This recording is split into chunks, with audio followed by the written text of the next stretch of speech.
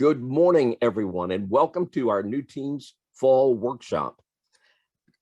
I think it would be remiss of me not to take a moment this morning to reference the events that occurred 20 years ago in New York City, in Pennsylvania, and in Washington. Those tragic events have left an indelible mark on our culture, and we need to remember those. I will never forget when a colleague ran into my office telling me, we've got to get to a TV screen that morning. And there, the unfolding of the events were just mind-numbing. And I was to learn that I lost two of my former students with the collapse of the South Tower. I'll never forget that, or the lives that were lost. So today's workshop is in honor of the many wonderful people who lost their lives that day, and to the wonderful first responders who were there giving their full measure of devotion to the people that they were sworn to help and protect. Can we all just give a brief moment of respect and remembrance to these people?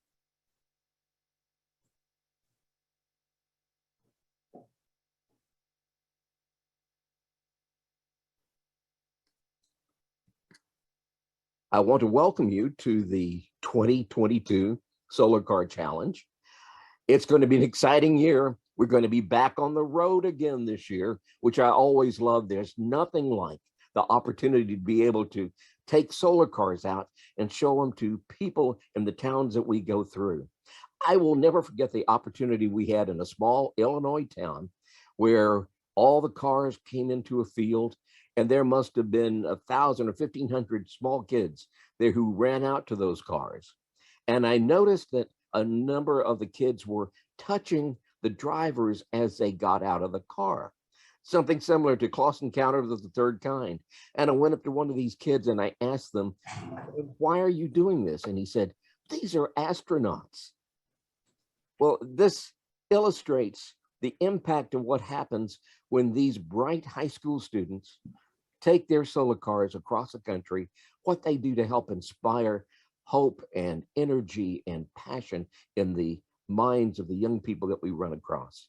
So this is exciting. We enjoy our races at the Texas Motor Speedway, but races cross country give us a chance to help motivate the minds of elementary and middle school people too. Why do we take part in the Solar Car Challenge? I know we have a number of new teams who are taking part in today's session. Well, your kids are going to learn a great deal about problem solving and collaboration.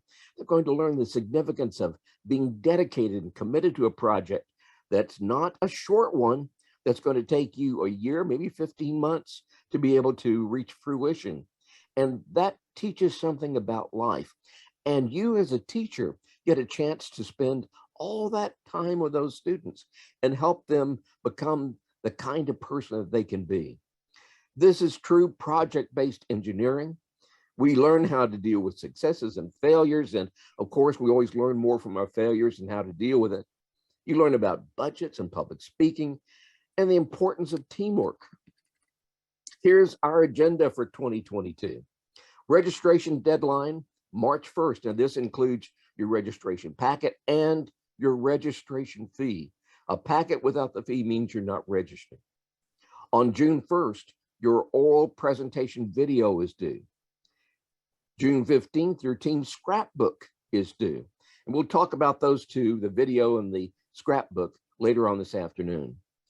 Your liability insurance is due by July 1st. That's crucial because if we don't have it by July 1st, you will not take part in the race, because I have to go on July 2nd to Dallas County and get licenses for these cars. These are for experimental vehicles. We got a law passed in '93 that makes it possible for our solar cars to ride cross country using Texas license plates. So it's crucial that we have your liability insurance to be able to get that plate. Then team check-in takes place on Wednesday, July 13th. Everybody needs to be there. If you have a parent or if you have a kid that's going to be taking part in your race, they need to be there on that Wednesday to take part in that registration and to be there that evening when we have an all teams meeting where everybody sits down and we talk about the significance of what's ahead of us. Scrutineering takes place July 14th through 16th. The race begins on the 17th. It's a Sunday, less traffic. We get out of the North Texas area on a less traffic day, and we finish in Colorado on July the 23rd. An exciting schedule for 2022. What are we emphasizing in 2022? Well, Crush Zone's Roll Cage and Roll Bar. We're actually going to have a webinar on that in October to help you better understand what we're looking for to help protect you with a Crush Zone and Roll Cage and Roll Bar. We're talking about encouraging new cruiser class division vehicles. These are 4-wheel cruiser seating with 4 passengers, all looking forward, each with a separate means for entry and egress. The solar array integrated on the skin. It's really interesting because we had our first cruiser that was introduced this year. Amazing, from the Prosper Engineering Solar Car Team. If you can check in this picture, you'll see 4 students in there, and they're awarded points based upon the number of students who are riding in that vehicle, up to 4. Exciting. Now, there's more cruisers on the way. Here's a CAD drawing of the Florida high school solar car that's being worked on with Alan Phipps and his team. An outstanding group of kids who are working hard to come up with another style of cruiser. Of course, there were the cruisers that you would see taking part in the World Solar Challenge, and these are probably a bit sophisticated for what a high school could be able to do. But they're there, and that's part of the challenge. We have special events that are going to take place in 2022. We're hoping that they will bring back EarthX here in Dallas. This is where they bring from across the country the leading experts in anything dealing with renewability, with solar, with anything involved in helping to save the earth. We always take part in this 3-day display, even giving the teams a chance to actually drive a little bit. And it brings in hundreds of people to see these young people. Now it's time for us to start talking about how you need to prepare for the 2022 Solar Car Challenge. I love this picture. This is of the New York team going through a small town, and you can't imagine what it's like for people being able to see a vehicle like that passing through that community. What's our philosophy? Our philosophy is, I think many times in looking at events, rather unique. It's that we are all about cooperation rather than competition. That's what we focus on. Why? Because if you build a solar car and actually get to the race, you're a winner. You have done so much. You are a winner. You and your community have so much to be proud of. So when you get there, it's a responsibility of every one of the teams to help make sure that the other teams are reaching success too. So that's why I say we cooperate with each other. The good picture of this represents the Liberty team here getting assistance from 2 other teams because of a problem they were having. You've got here the sponsor from a Mississippi team, and there was someone else there. Best example I know was during braking, one of the brake testing. There was a team driving along, they hit their brakes, and they had some Wells brake on their car. Before their own team sponsor could get there, there was already another advisor from another team, kids from a 3rd team, and a welder from a Mississippi team. They're willing to help that team reach success. That's what we're all about. This is a cooperation rather than a competition. We emphasize this. We emphasize good sportsmanship. So this is something that you need to consider when you take part in this event. So where do you start? You start with team building. You've got to figure out how many people you're going to have on your team. The 2022 rules say that we will credential 12 students and 2 team advisors to go in the race. If you have more people that you plan to bring, you need to talk to me in advance, and there will be a financial penalty there because we want to have a reasonable number of people traveling with us that we can count on. We actually had one group that wanted to bring 60 people. Well, the problem is when you're going cross country and you're arranging lodgings and accommodations and food and meals, you have 15 from one team and 60 from another team. It meant that they would have completely bought out the hotel. So this is why we place pretty severe limitations on the number of people that can actually take part in cross-country events. So figure out how many people you need to make your car go. Here's a representation of the Capel team. They picture there shows the full number of people associated with this. Here's a picture of the team from a Michigan group, the Sun Devils. Here's a picture of the old Winston team. You need to make sure you've got enough people who can take care of whatever needs to happen. This team was in Australia trying to race across the outback. We were successful, but it's interesting that in order for us to be able to truck the car, we had to have a full body crew of people there to be able to lift it to get into this high back truck. That's what was available to us. So make sure you've got enough people to run your team. I'm thinking that 5 or 6 should be the minimum number of people on your team.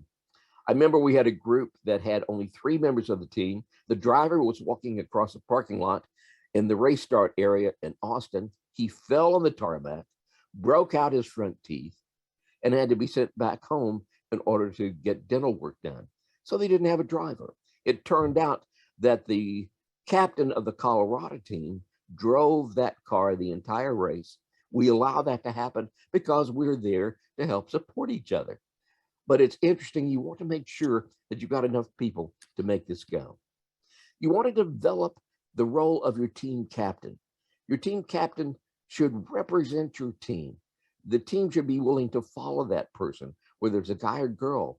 You may have multiple people, you may have multiple captains, but the captain is there to provide you an extra set of responsible eyes, looking at things when you can't see them.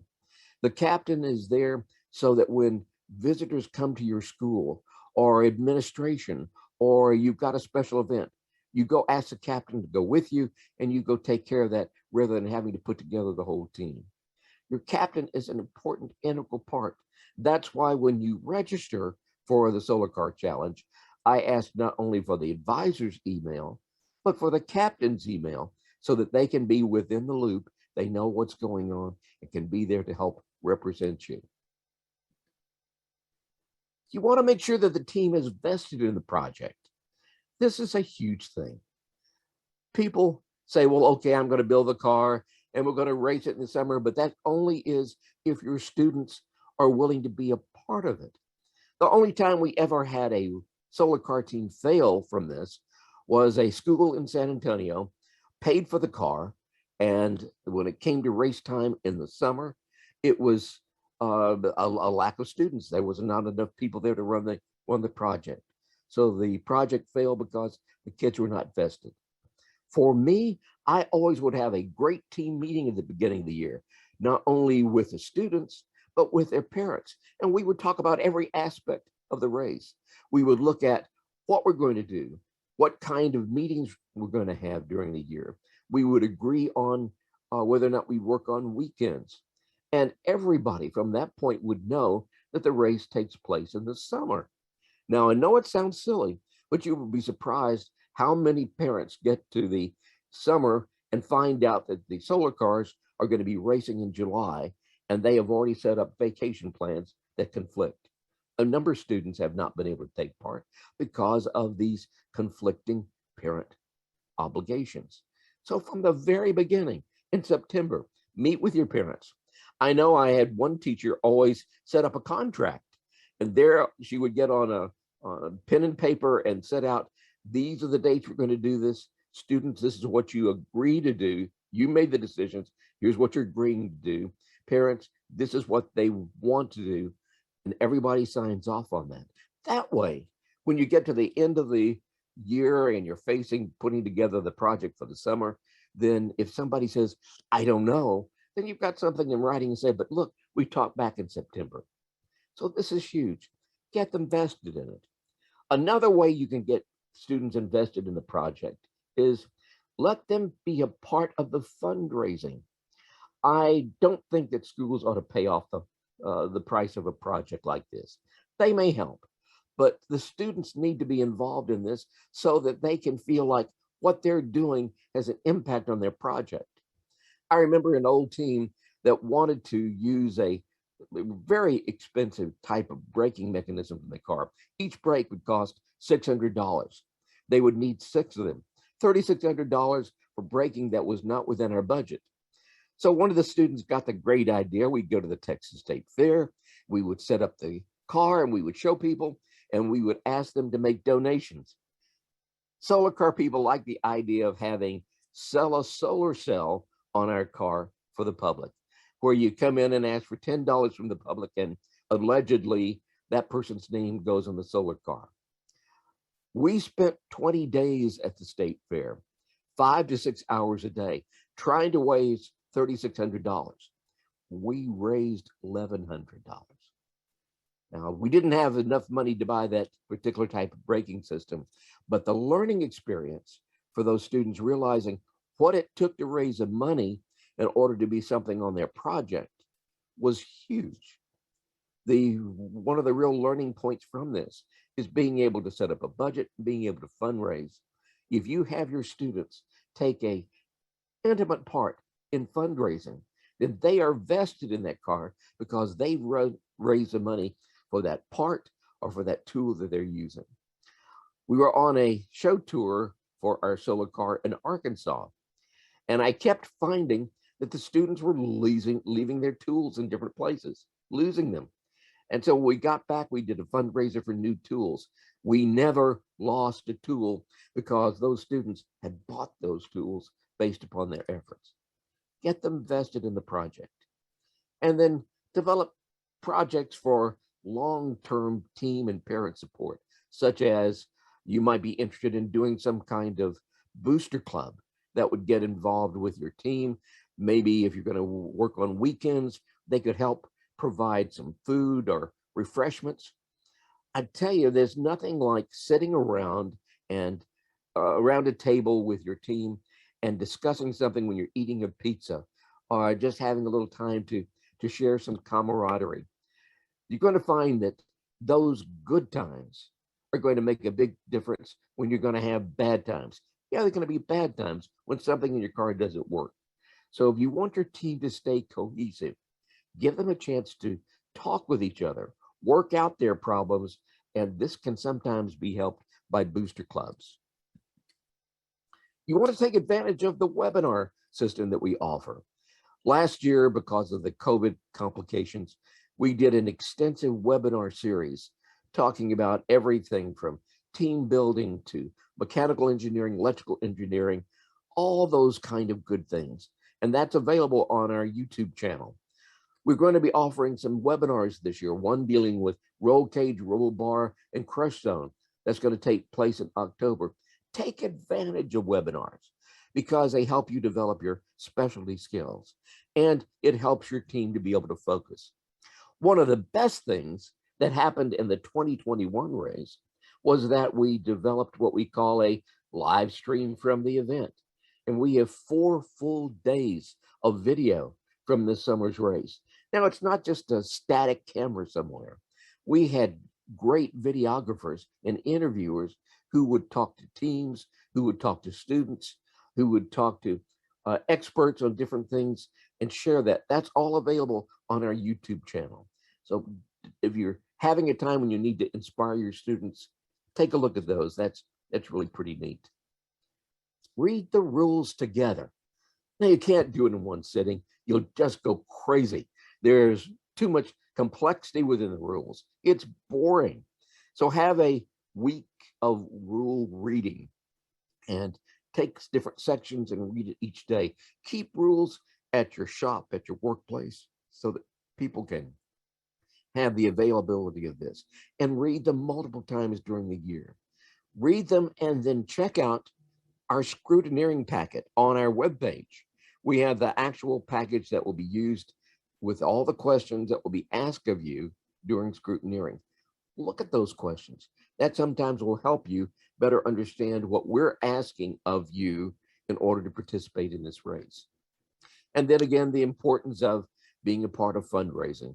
This was a team involved in bringing out families and parents and guests and visitors to help raise money for this solar car to be able to race across Australia in 2003. You're going to be learning some significant building skills. This is sometimes quite new for high school students. I remember trying to find a sponsor to work with a team in San Diego. And I found the San Diego State University Solar Car Team sponsor willing to take on a high school there. And he met with the high school students and he said, we're going to build a solar car this year. And I want you to do this, this, and this. And he shooed them out of his office and closed the door.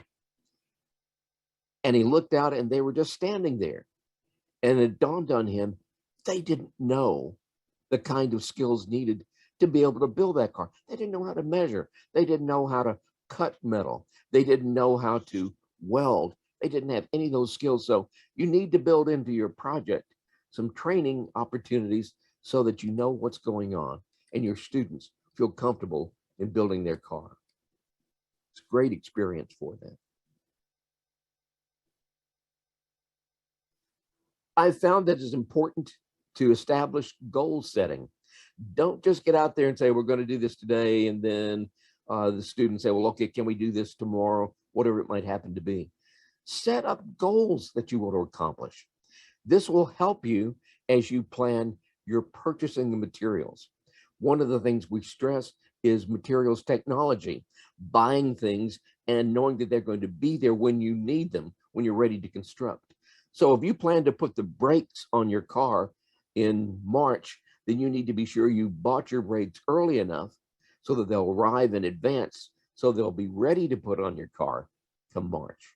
That's important. So set up this rudimentary timeline that looks at the different factors leading up to this. You set up your own timeline, but in our area where we worked, we had a huge picture on the wall of all the things that we needed to get done.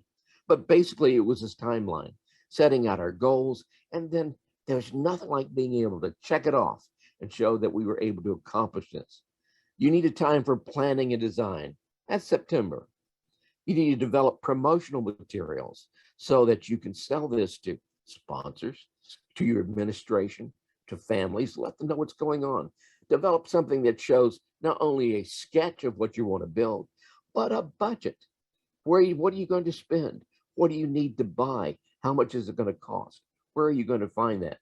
Our expert on this, Joel Pitts, is going to be talking later on this morning about where you're going to find sources for items that you're going to need in your solar car. He's an authority on this. And then by the time you get to late September, October, you need to be fundraising, setting up ways to do something. And it's always interesting to find out, what are your expectations? Are you going to fundraise by selling cookies at the school? You put all that work in, did you get enough money out of it? What we decided was we would never take part in the fundraising unless we were sure to walk away with at least $500. Otherwise, the effort that went into it could be better spent on actually working on the car. Fundraising in October, then late October, November, you're buying what you need. That's huge. And then you start building. You build from November, December up to March, you build that car. And you start it off by setting up models, make sure that you've got proper spacing in there. But by the end of March, you want to have some kind of vehicle. Then in April to May, you may be re-engineering. You find your steering won't work quite right. You can't make it turn within the required limitations, or you find your car is too long, or something needs to be re-engineered. Set up some time so that you'll be able to do that. And most importantly, make sure you provide enough time to test your car. This should be done at the end of May. The race will take place in July. That gives you a schedule. Visualize this for your students. Let them see where they're going. And you can always write all the sub things that you need to do underneath this. Let them see what they're doing and what's ahead of them. This gives you, it gives their families, it gives your administration a better idea of what you're doing and what you need to do. I can't stress enough the importance of testing your car. You want your car to brake at home, not when you come to the race. You want to find the weak points before you ever get here. And that's huge. So test your car. I always say that you ought to put on at least 500 miles on your car before you get to the race. In your school parking lot, maybe your community college has a nice large parking lot. That's what we always used. And drive and drive and give every one of your drivers experience using that car. That's crucial.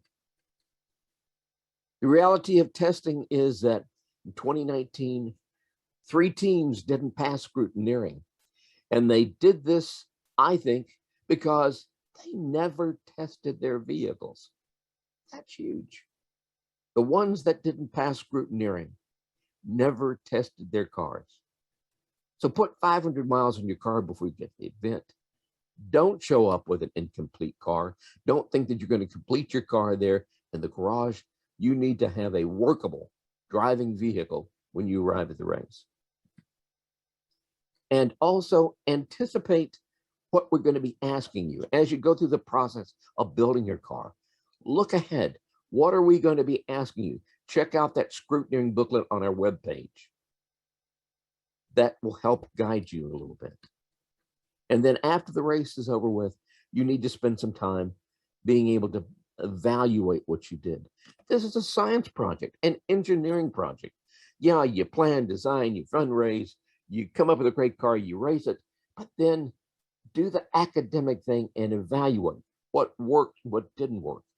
I'm showing you one of my old teams who, after the race, we took off to Big Bend National Park, had a little fun, but we would spend a great deal of time talking about what worked and what didn't work, sort of a post-mortem deal. And that helped us grow. That way, the seniors who were graduating knew that they were able to carry on what they did by sharing with the newbies on the team what they had learned. These are great peer teachers, and I really recommend this. One of the things that we're very proud of is that our project, the Solar Car Challenge Education Program, puts a higher percentage of our participants into actual engineering and science jobs when compared with all other similarly situated students. And I think that's due to the fact that we really show what engineering is all about. And we give the teachers enough time to have an influence to help mold the student and help them better understand what things are all about in the real world. We are very proud about that. Now it's time for us to talk about our cross-country race. We're excited this year because of the cross-country race. This, of course, is always contingent on what's happening with COVID, but we were very thankful this summer that we were able to actually produce a safe environment for us to hold the 2021 Solar Car Challenge. We were so disappointed that we couldn't host a 2020. This was the first time since 1996 that we didn't hold a racing event, but it just was not possible. We went ahead and were able to hold a race at the Speedway because we established what I call a mini bubble there, a mini COVID bubble where only the students who took part, their registered advisors and judges, those were the only ones able to come into the infield. We had security at the gate to make sure that nobody else came in. Everybody who took part in the event before they entered the infield had a COVID test there on site by our medical crew and testing lab. We did random tests throughout the days of the race. Everybody was masked, everybody was distanced, and we were able to hold an event that was safe. And to my knowledge, no one came away from the race with COVID. So we're looking forward to a great event in 2022. Let's hope we can be more moderate with the kind of provisions we have to impose at that time. I know, listening to some experts saying we'll never be rid of COVID, but we may be able to do it in a less aggressive way. When we get into a race cross country, we've got to remember that we're all ambassadors of the solar car race. We represent our teams, our schools, our sport. Take time to visit with the curious, and there will be lots of curious people. When you're driving down the road, people will hang out of their car trying to get a picture of you. When we stop at a community, hundreds, thousands will come out wanting to talk with you. And maybe the worst time is when you've had a problem and you have to pull over on the side of the road and you're changing a tire or having to deal with a chain or a belt or something's wrong with a car. People will stop and they'll want to come over and talk with you. What I recommend is you designate one of your team as a public information officer. And before that curious person gets to your car, let that public information officer intercept them so that he can talk to them or she can talk to them away from the car so that students can continue the process of doing the repair, whatever it might need on the car. That way you save time, you take care of the curious people, and everybody's very satisfied. If you don't do this, then you've got people hanging over your shoulder looking at you as you're trying to change a tire. So a public information officer in your team will be wonderful to have on a cross-country race. You'll start and end the day with a race judge. You're responsible for that race judge's meals and well-being. They'll be sitting in your chase car's passenger seat. Now, most of the places will be staying along the route. Your judges will have their breakfast at the hotel where they're staying. But when they get out in the race with you, the first thing you'll be doing is meeting your judge. And from that point until the impound, you're responsible for helping take care of your judge, or at least until we get to the end of the race that day. And that means if you're going to have a peanut butter and jelly sandwich for lunch, you need to share that with your judge. If you're going to have a T-bone steak, well, you need to share that with your judge too. But whatever you're eating, they'll eat nothing more than what you're doing. Whenever you stop for rest stops, that's when they take care of their business too. You don't stop for them. They will accommodate whatever you're doing. They're there to observe. Treat your judge with respect and cooperation. Designate one of your team members to be a liaison to promote good team judge communication. If that judge knows that he's got one person to talk to who can speak for the team, and if that team knows this is one person who will be talking to the judge, you'll create a better communication. Remember, you'll have a new judge every day. This is a new relationship you're building every day, but a single person to talk with a judge is huge in being able to have the events take place that are going to be within the rules and amenable to everybody. Keep your judge informed about your plans. A question asked before you do something unwise is always better than a penalty. Your judge is not going to jump up and say, hey, you can't do this because it will create a penalty. If you do something and it is wrong, they will tell you, I suspect you're going to be getting a penalty, and we'll decide that in the judges meeting that night. But they don't have to forewarn you. That doesn't mean you can't ask a question. You can ask your question. Can I turn here? Is it important for us to slow down at this point? Whatever it might happen to be. Ask your question before you do something that you think might be unwise. Things to remember: be on time for the 8 a.m. drivers meeting. This is where we give you last minute information about what's ahead that day. Are there problems on the road? Are there special sessions that we're going to stop at? Is there a media stop? Is there a rest stop? Is there a lunch stop? What do you expect for that day? Be ready to line up your car according to your starting order. Just don't everybody try to get to the front of the line. You'll be given a starting order so that you'll know what's going on. And we try to provide you with a warm meal at the end of each day. This is huge. Many times you've had a stressful day. Excuse me.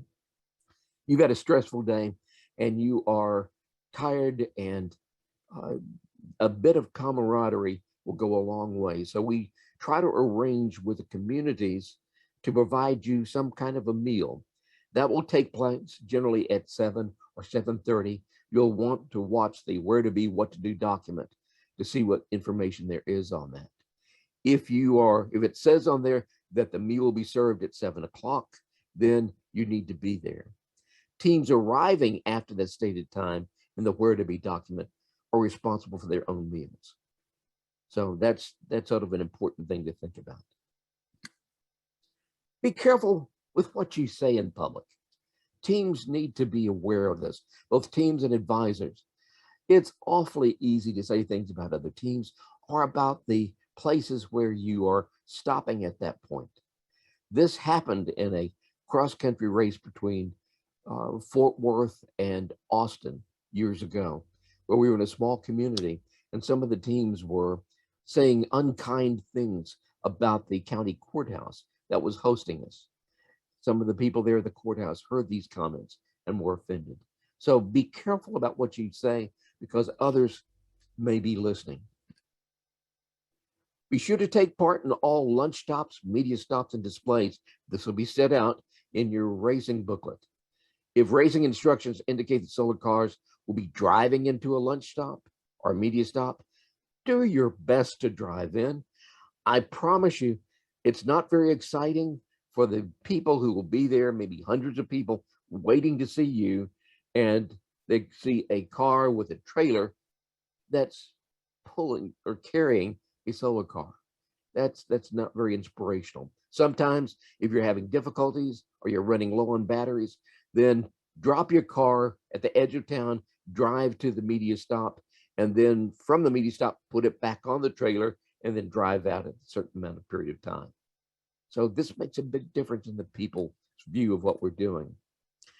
Remember, when you pass, you're not only passing your solar car ahead, but you're going to be passing the vehicles that go along with this.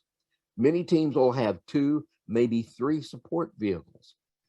If you are going to pass this, you've got to anticipate this and make sure that you have enough space to be able to get by all of these vehicles. Slower moving vehicles, if you can, you need to move to the side of the road to give the passing team a better chance to get through safely.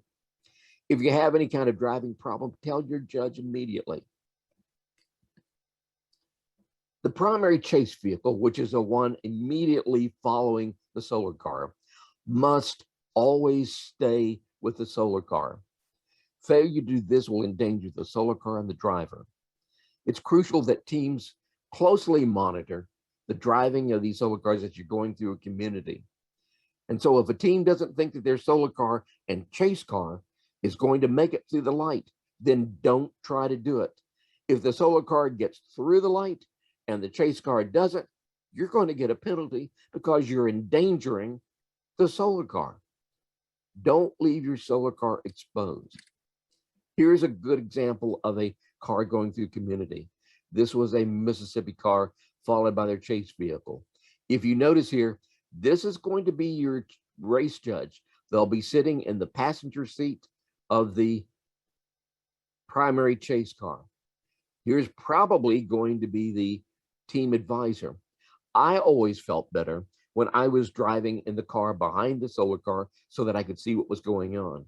The first time we ever drove our solar car, we had gone maybe a mile and I see flames coming out the back of the car. The motor was on fire. Of course, the driver didn't know that, but I did because I could see it. So I highly recommend that in your primary chase vehicle, you have your advisor here, but this is your decision. It's not your decision where the judge sits. He's going to sit right there. Your warning lights, make sure that your lead car has a significant amber blinking light. Your lead car, we travel as in sort of an envelope of security. You've got a lead car, a solar car, and a chase car. Some teams will have a 4th vehicle, which will be some kind of vehicle pulling a trailer. Although you don't necessarily need that. Sometimes people will have one of these other 2 cars pulling the trailer.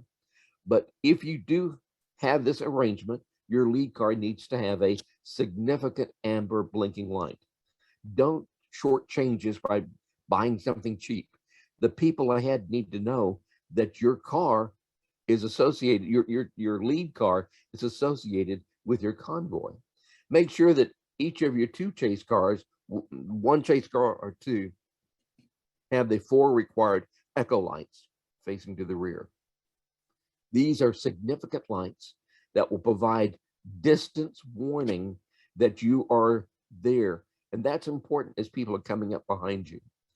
We rarely specify particular parts, but in this instance, we have found that echo lights will do a good job in being able to let people a quarter mile back know that you're up ahead. So please know that they're going to be a little expensive, but you need to have this kind of a protection here. Warning lights are crucial. Student conduct, whether or not it's on the race, on the road, or in the hotel, is important. You need to conduct yourselves properly at all times. And this includes what's going on in the hotels. I will never forget on a race in 2003, as we were headed to Florida, the hotel management talked to me that morning and said that there were things going on which I maybe should know.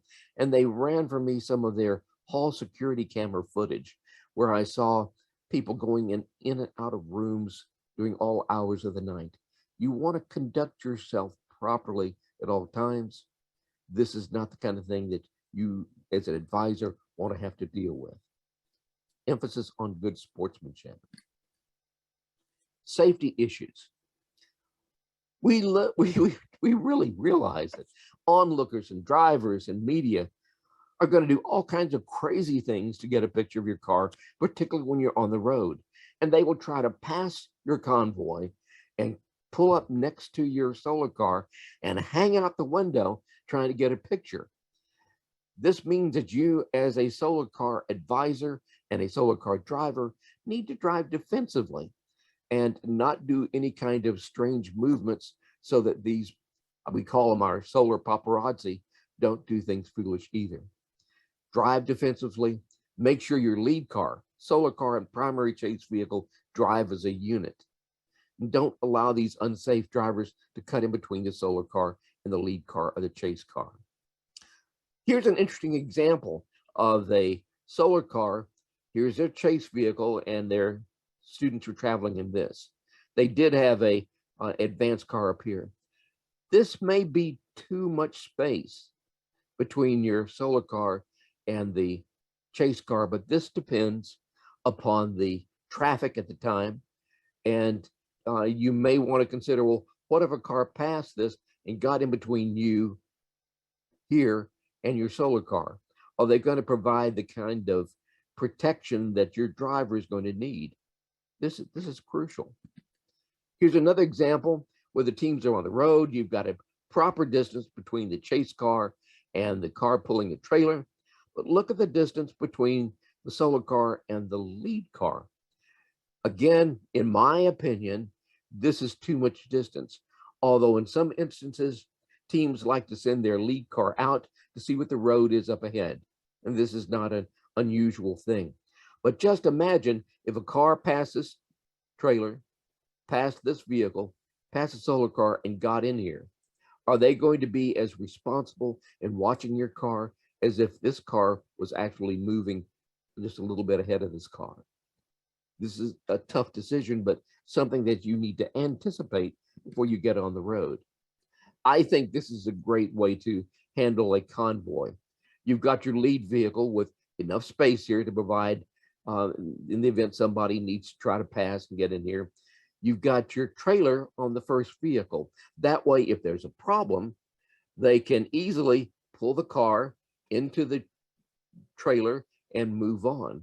If you have your trailer at the back of your convoy, then if your car is on the side of the road, that trailer has to come up, position itself, and move like that. But an interesting way to consider how you're going to construct your convoy. Good distancing here. You want this car to be back, your fourth car to be back away so that cars can get in here and pass. Continue monitoring your solar car driver for heat issues. You want to be sure you rotate them. It's important. All participants must wear hats when they're in the sun. Solar car drivers must wear shoes and have a hat available. It means if they get out of the car without a hat, there may be a penalty there. So most people who are drivers will go ahead and just wear a hat.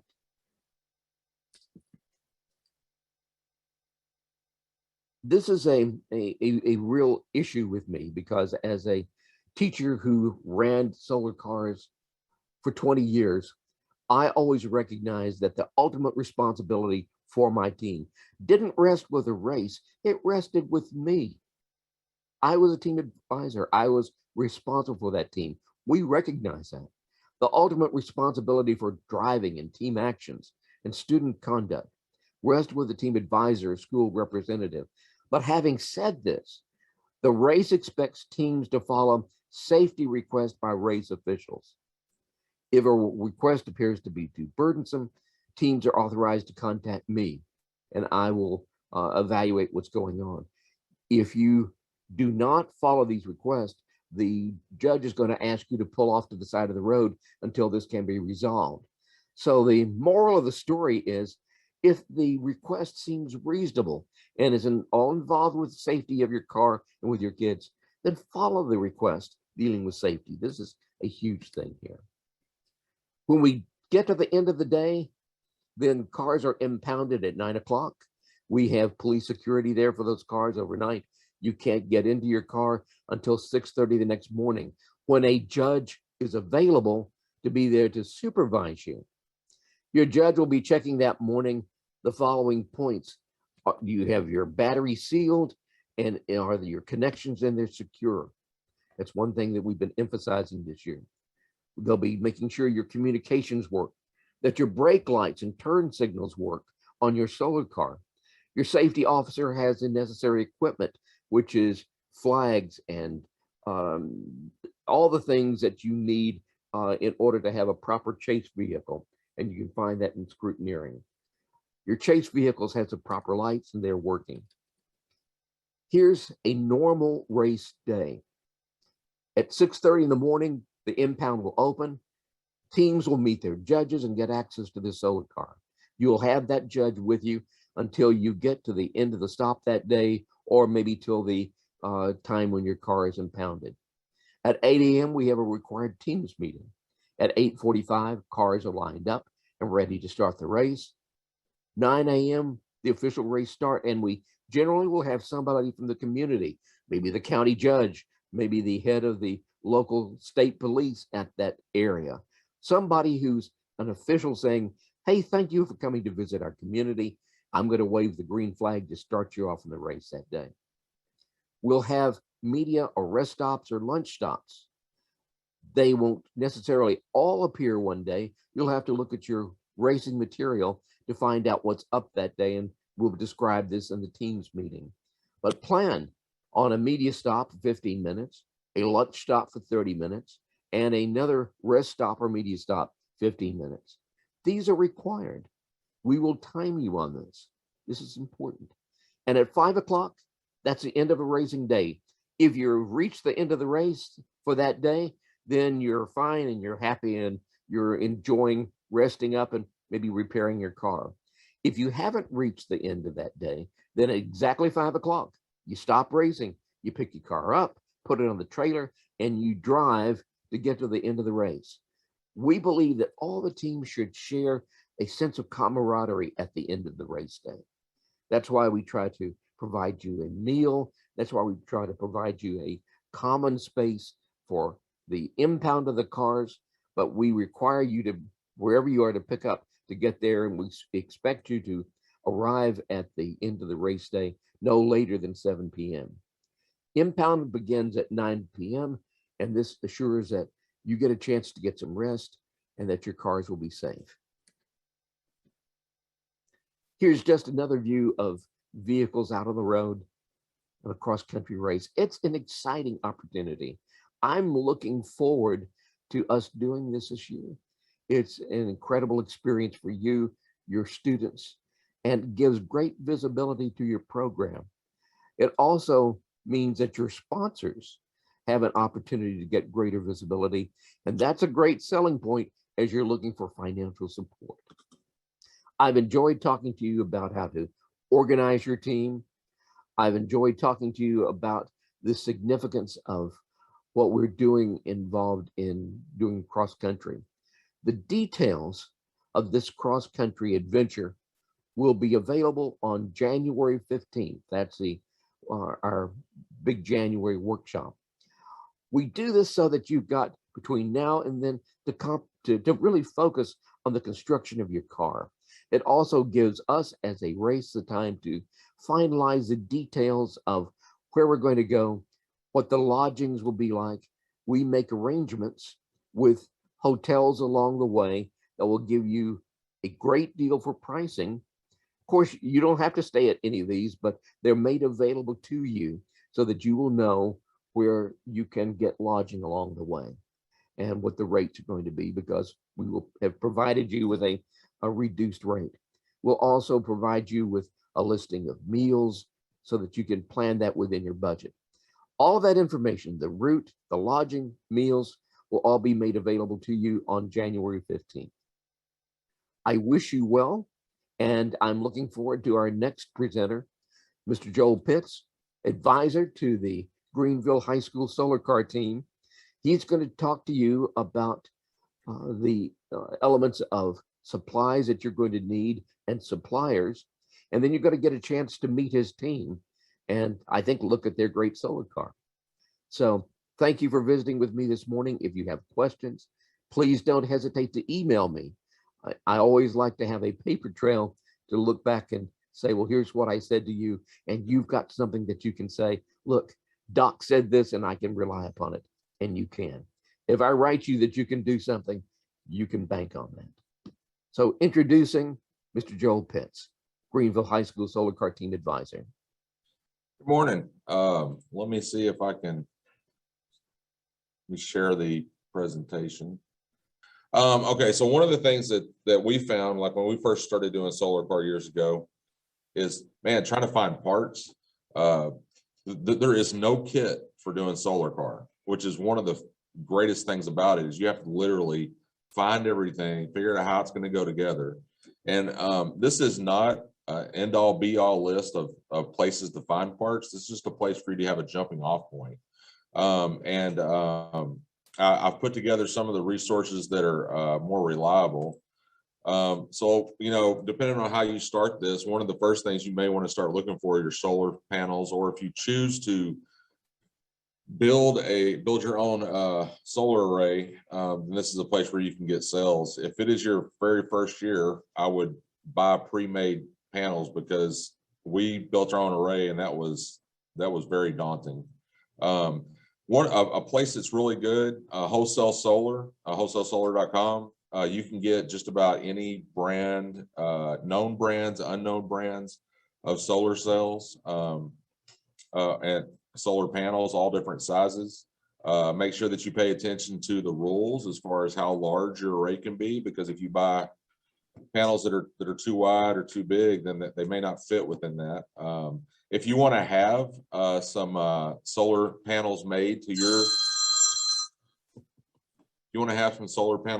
your specifications, you can contact SBM Solar. They are a military grade solar panel manufacturer, and there's a number of teams that have used them. We've had panels made by them, and they'll make your panels, and they're thin. They don't have any glass on them, so they're a little bit lighter, and you'll have more specified panel that's available to you.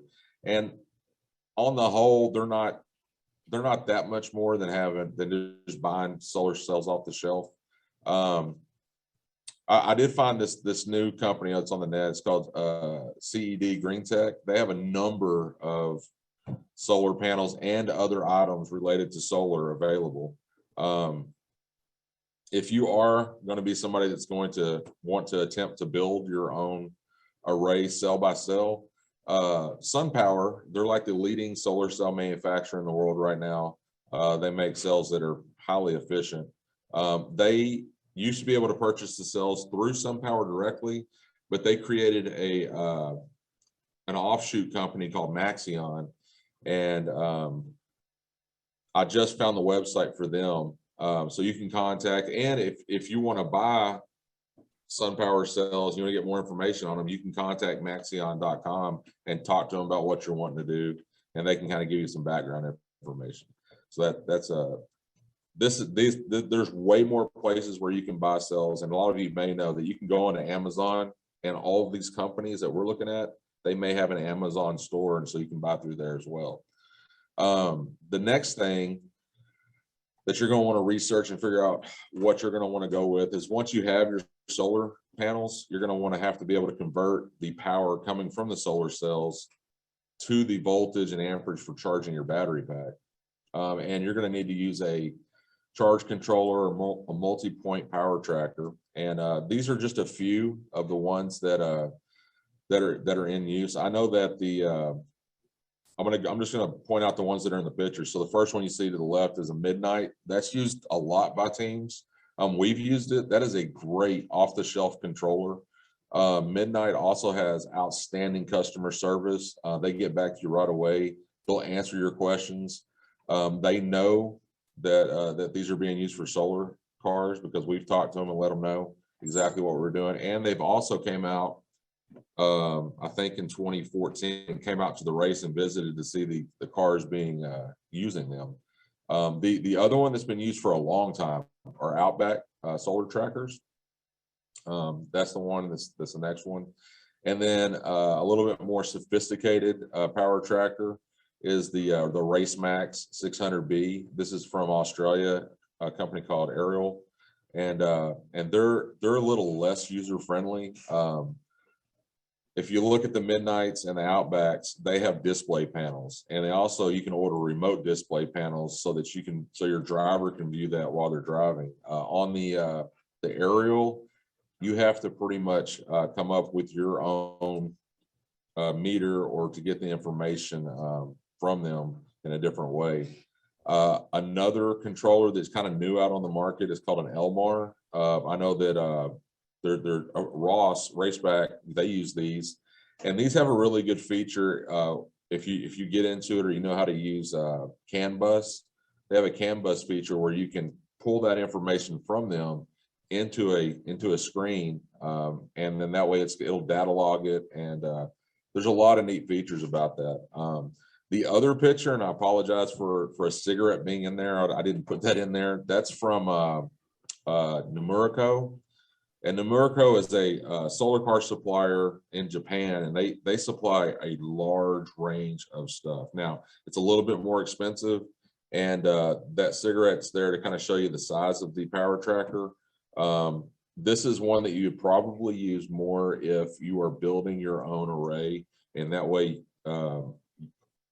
you're building the correct size to the correct power tracker. If for a first-year team, the Midnight or the Outback, something of that choice is going to be a fantastic selection. But do your own research and select your own parts.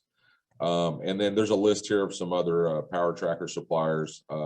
You can get a number of them through Wholesale Solar. You can get them from Midnight directly, Ariel, Gensun. Gensun.com is another one, Outback, Numerico, and Elmar.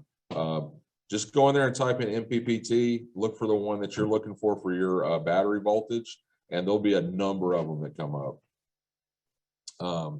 So once you have your solar cells and then you have your power tracker, another important distinction is you want to pick your batteries. Okay, so everybody has what they decide that they want to run. The race limits the amount of battery that you can carry. It's 5,000 watts or 5K watts. So you're going to want to look at that and decide how much battery you want to carry. And the more battery you carry, the more it weighs. Do you need that much? Do you need less? Those are some of the things that you and your students, you guys are going to want to research, sit down and look at, and really research that and pay attention to what's going on there. Battery guys, this is where we buy our lead acid batteries. Battery guys, everything, it's free shipping. So the price that they have for the battery shipping is included. Other places they're less expensive for the same battery than other places. So we've had real good experience buying from them. And if they're out of stock, call them and they can tell you when they can get them or how they can get them. So that they have really good customer service. Sun Extender is a brand that's used a lot in solar car. So you can go look at their batteries. Battery Space is a company online that they carry a wide range of all different types of batteries. They have lead acid, lithium ferrite, nickel cadmium, and then different chemistries of batteries. And they have all of the data right there listed. So you can go and look at the different batteries and do a ton of research just from their website. We do a lot of research from their website. It's almost like a fantastic resource page. And you can order from them or you can use it for research. Power Sonic is another battery company that has great batteries. DC Batteries, another manufacturer and company that you can go from, and then Wholesale Solar. So you may notice that Wholesale Solar is showing up a lot. Any place that supplies solar panels is to supply a lot of the other stuff like power trackers and batteries and things of that nature.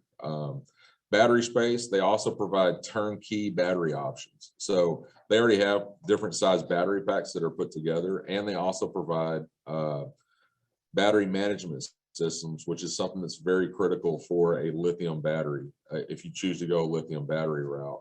And I'll talk more about that in a little bit. Hey, Joel? Yes. One of the participants noted that Wholesale Solar is now Unbound Solar. Oh, okay. And, you know. That's good information. I tried to go through and update everything yesterday, and I didn't go to Wholesale Solar's website, but I'll update that and send it back in to Dr. Mark so they can put it on the website. On the website under resources, there's a Word document that has all the links in it that you can use to help expedite your search there. And if you download this PowerPoint from the website, you can go to the links. Good information. Okay, so the motor, man, there's all kinds of selections of motors out there. This really doesn't even touch on how many there are. This just kind of gives you an example of the type of motors that are out there. You really got to research this part. Researching the correct motor and making the correct selection, it can be real important. My advice would be, when you're looking at a motor, get the data sheets, look at the graphs and the curves, and as a team, students and everybody, learn and understand what that graph is showing you. And if you don't know, break it down, call the company, just use it as an opportunity to learn. Because the more you understand about the motor you're going to put in your solar car, the better you're going to understand your solar car. So Cloud Electric, they've been around for a long time. They've kind of changed and moved in a different direction, but they supply a lot of the stuff that you see here. So you've got brushless motors, pancake motors, DC, permanent magnet, brushed motors. There's a hub motor, and then a number of different AC or DC 3-phase controllers and motors. The options are endless. Cloud Electric Motorsports, fantastic site for getting started. You can actually go on there and pick out your motor, and they'll give you a couple of options of motor controllers that work with that, and then also throttles. So your throttle options for telling the controller to accelerate or decelerate. EV Drive's another great place. Thunderstruck Motors, a great place. If you choose to want to go to a hub motor, which means you're going to choose to go advanced or the cruiser class, the best hub motor out there right now is at Mitsuba. They are expensive. There's just no way around it. So you're going to want to contact them and see what the going price is, because it changes. And their Key Nomura is the main contact, and just contact them through their Facebook page. Send them a message. They respond very quickly. So that's something that you'll want to research. Let's move on here. So once you've got your main components, you've got your solar panels, your charge controller, you figure out what batteries you're going to use, and you've got your motor. You've got to figure out, what do I need to connect all that and get things going? So switches, disconnects, lights, fuses, and wiring. This is just a collection of places where you can go to get switches, look up and find disconnects. And you're going to notice that a lot of the same links that I showed for motors, they're going to carry a lot of the same stuff you need here. You're going to need to get brake lights and turn signals. You're going to need to get fuses, and make sure that your fuses are rated for the amperage and also the voltage that you're going to want to use. Our first year, we caught that. We didn't have the right fuses rated for the right voltage and amperage, and we were able to fix that before we got to the race. But do the research, make sure, because once you start connecting these electrical components, and anything above 36 volts is high voltage. 48 volts does not feel good if you bridge that with a hand or something. So make sure that, and also if you have short circuits, it can make quite a mess and you can start a fire. So make sure you got the proper wiring, the proper fuse rating. And these are just some great jumping off points to find the components that you're going to need for lighting and wiring. Cloud Electric, Electric Motorsports, and EV Drives, they all provide really good 2-gauge, 3-gauge, 4-gauge wiring for the motor.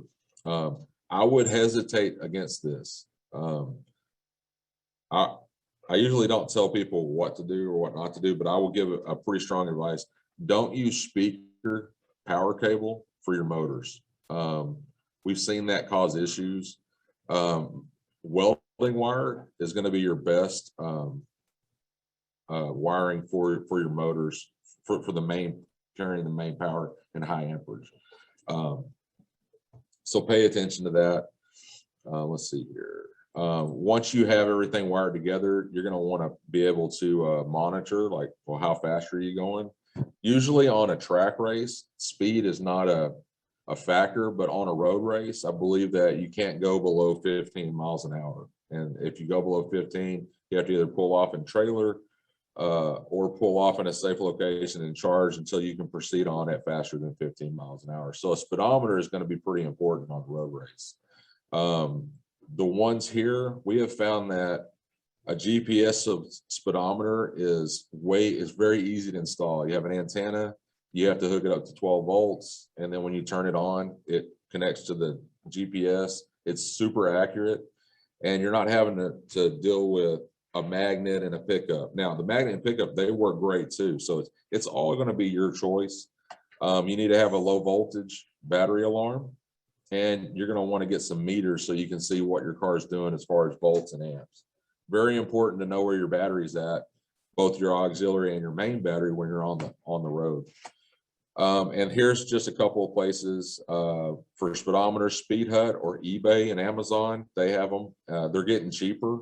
Low voltage alarms. The picture up in the upper left-hand corner, it's the combination of a switch. It has a buzzer, and it has the low voltage readout. These are some of the best low voltage alarms because you hook it up to the battery. It's got the switch, and then it feeds everything to your fuse box.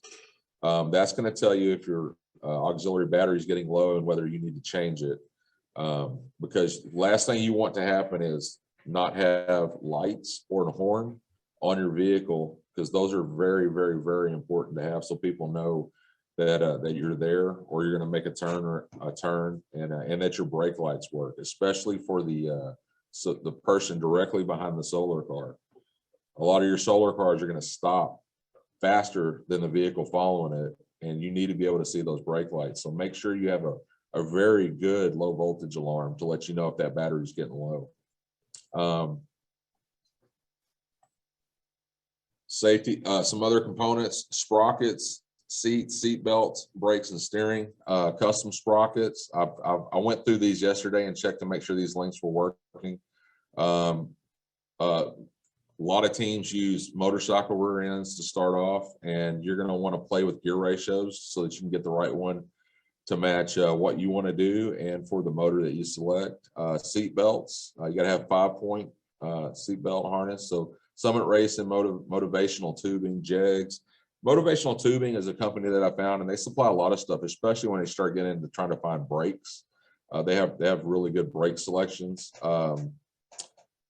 Again, going into brakes, Martin Custom Products, Chassis Shop, AliExpress, and we'll talk about AliExpress here in a minute. Steering, also Motivational Tubing. So Motivational Tubing is a company that supplies a lot of parts for junior dragsters, and And if you're not familiar with that, it's pretty cool. They're miniature dragsters that kids race, and they have a lot of the components that you need for a solar car. Composite materials. This is an area where we as a team have found a whole lot more information on, because we built a car out of carbon fiber the past 2 years, and that was an experience. And I can kind of, hopefully I'll get a chance to talk about that later. But one of the things that more teams are doing is they're creating a body for their vehicle. And one of the easiest ways to do that is using shipping heat shrink, like you see on a tractor trailer where they have to cover the load on a flatbed. It's inexpensive. You can get a roll of it that's 20 feet wide, 100 feet long for around $300.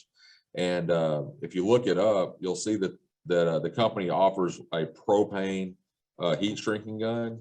If you want to go that route and buy it, it's about $800. You don't need to.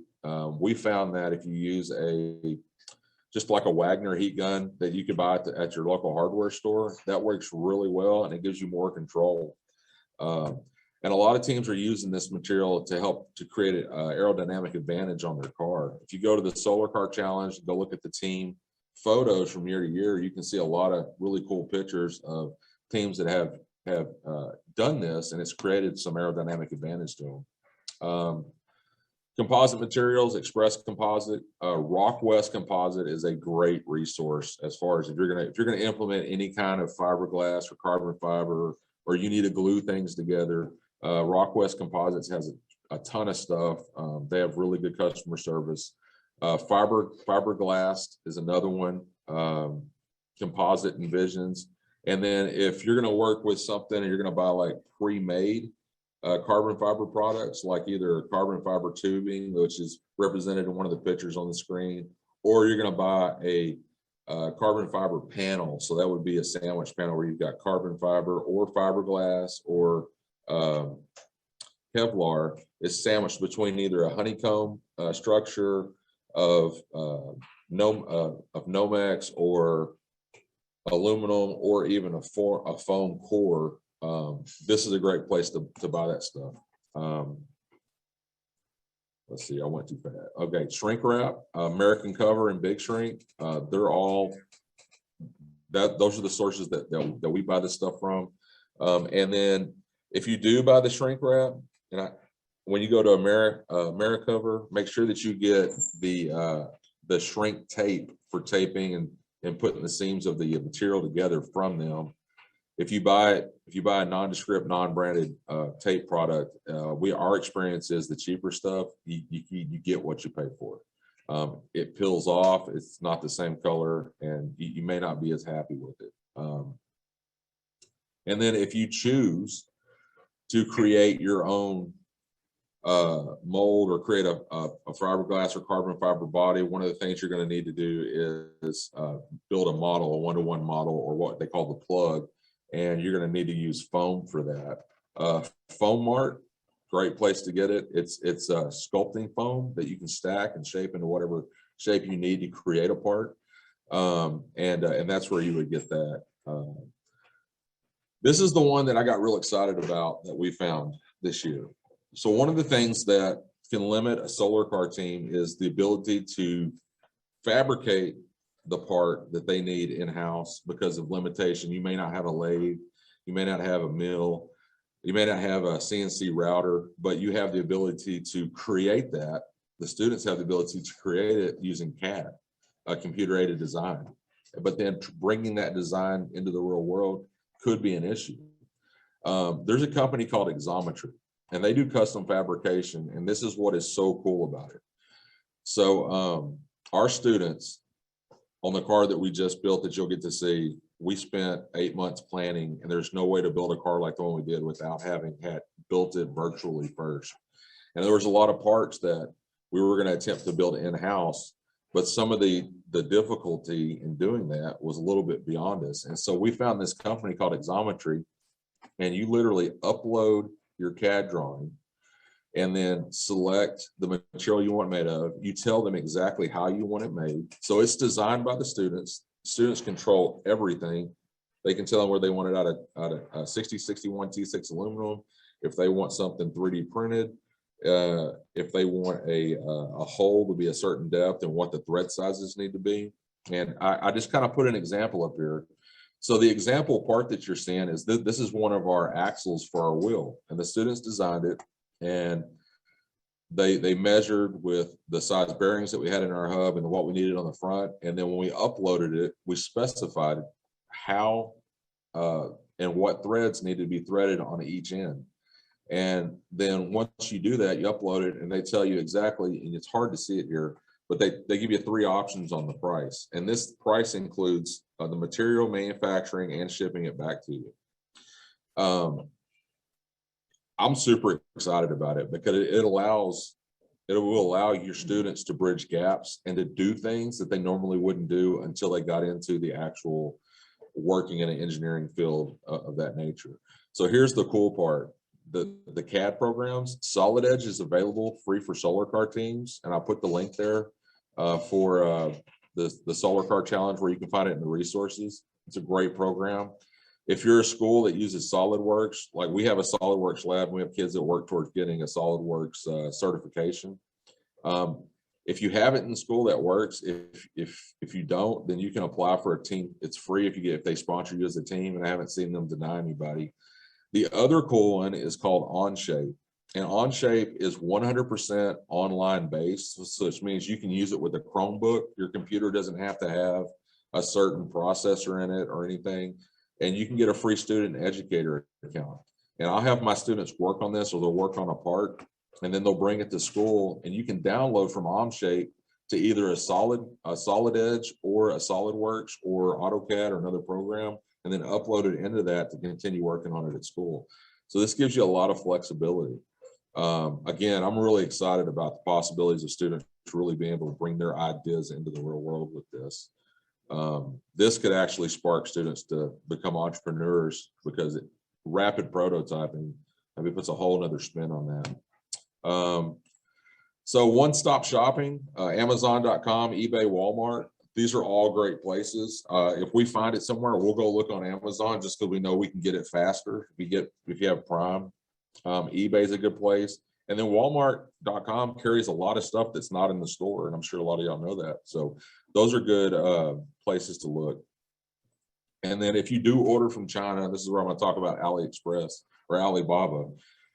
Just expect extended shipping times. If it'll tell you that, you may not get it in on that time, or you may get it. So if there's something that you're wanting to order from China and you're trying to save money, be prepared to have extended shipping time, incomplete parts. There probably going to be a communication barrier, and really there's no warranty.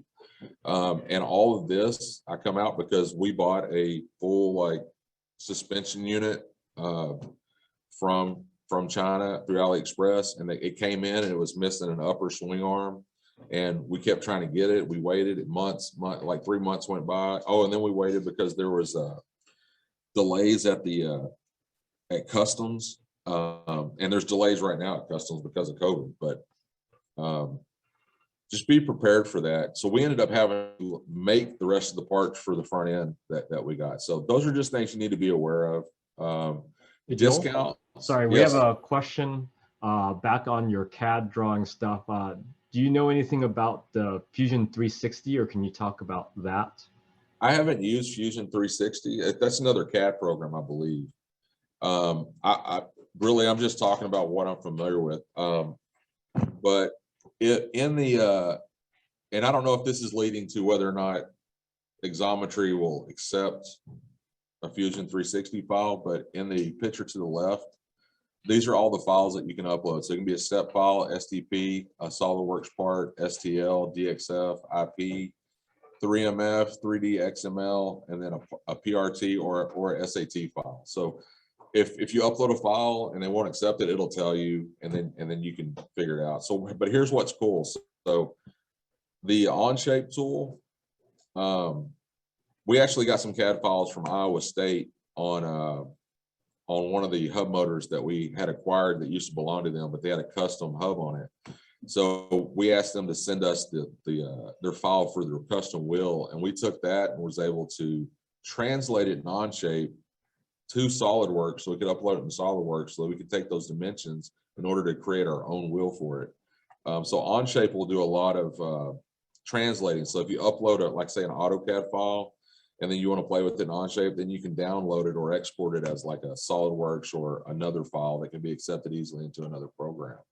I hope that answers the question. It did, thanks. All right.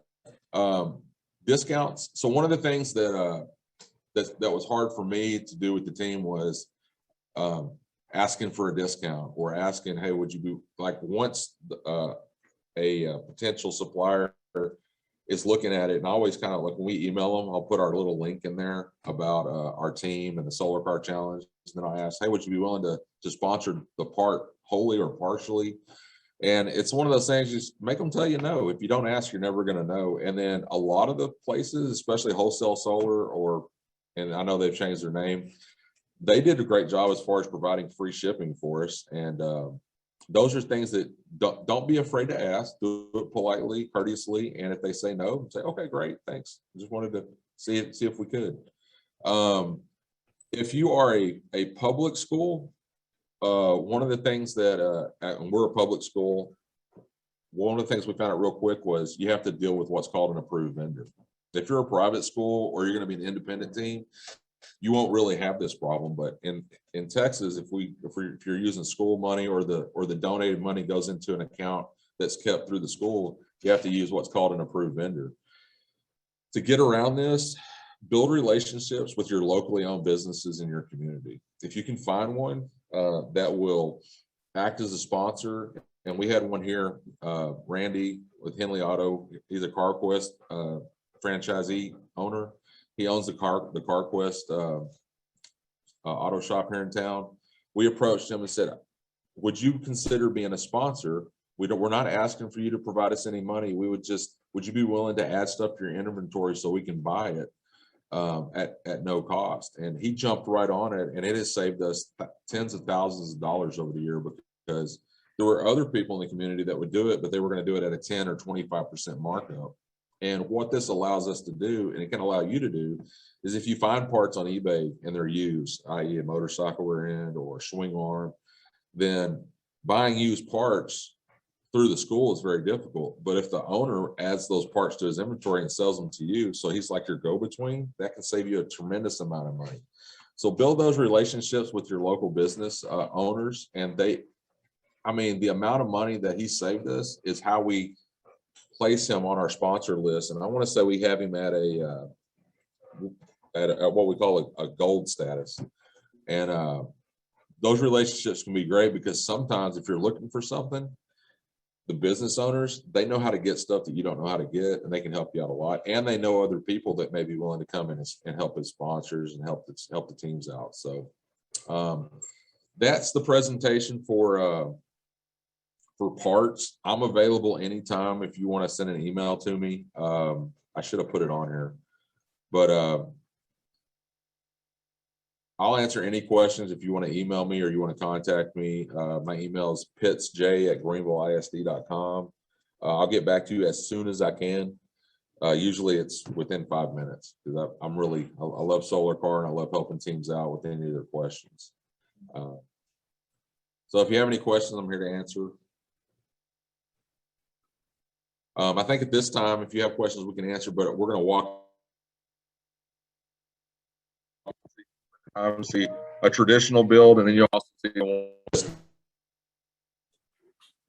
this is Daniel, our captain for this year. Can y'all see Daniel? Yes, we Hi, can. Daniel. All right. So this is Invictus. This was one of the 2 cars that we raced last year. This was our advanced division car. That's great. So it's our advanced division car, and we were running the cells and battery. Yeah. So this one's made out of carbon So it's made out of carbon fiber, and we're running a hub motor with. So go ahead and walk around and show them. Just talk about the car.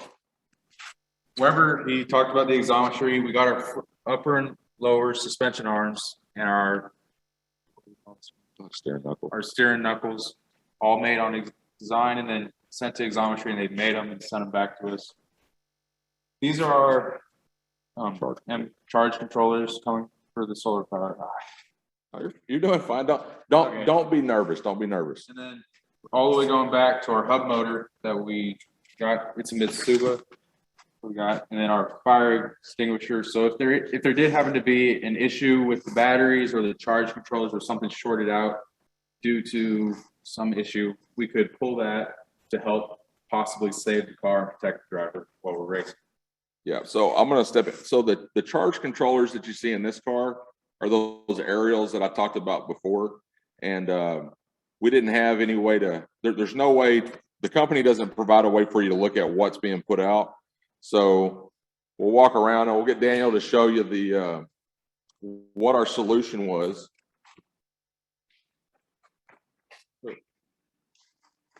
So we had meters hooked up and then we integrated it into. So our solution was that we have this screen right here that we can open our program, and this will show us our overall voltage. Our overall voltage, our total amp draw, and everything we need to know how to run the car. And that's all driven through this tiny Intel computer that is run off the auxiliary system that is connected to our MPPT that was within our battery box. Yeah. And then we have a wireless hotspot that's able to send that information back to our pit crew that helps us do the strategy to help us know exactly how to run the car. Yeah. And one of the things that I didn't talk about earlier was like when you go for your wheels, there's one company that if you look at the wheel right here, this is actually a moped wheel, and there's a company called it's on the links. It's called treatland.tv. They're out of California, and I think their main hobby is surfing, but they sell moped parts. And I'm not trying to be funny, but they're your classic. They're really great people, but when you talk to them, they're your classic like surfer people. And but they sell a lot of cool moped parts that have wheels that work great in a solar car. Let's go over here and we'll show you our EV car. So this is a 2-seater. So this is Regulus. It was built in 2015 by our previous team members, and it has a quick change battery system that allows us to pull it out and put it back in under 15 seconds slowly. So we can open this. We can just pull our little pin, pull it out, put it on our cart, bring in a fresh one, throw it in, you slap it, actually it locks, shut it.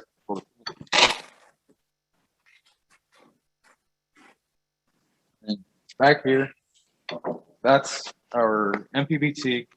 It's run off of a standard chain drive motor, and it has your standard lead acid batteries. This box right here is what we use for our counterweight when we were racing. And then when I was talking about the front end that we ordered from China, this was the one.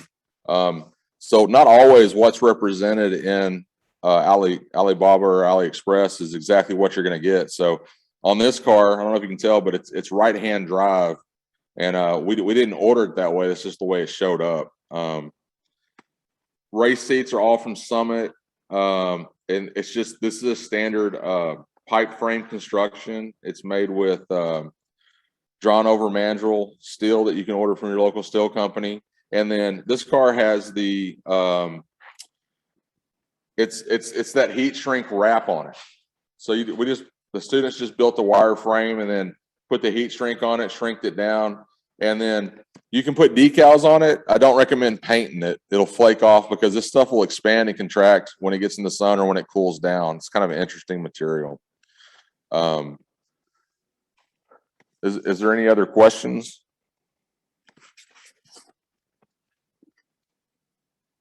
We don't see any questions right now coming in. Okay, I wish that we were in person so that people could just crawl around them and get in them and ask those questions. But if anybody has a question and they want to email us or they want to see something specific, we have no problem taking a picture of it and sending it to them. Oh, sorry, we just got a question. Okay, great. What was that mini computer on your advanced car? Oh, okay. That is right here.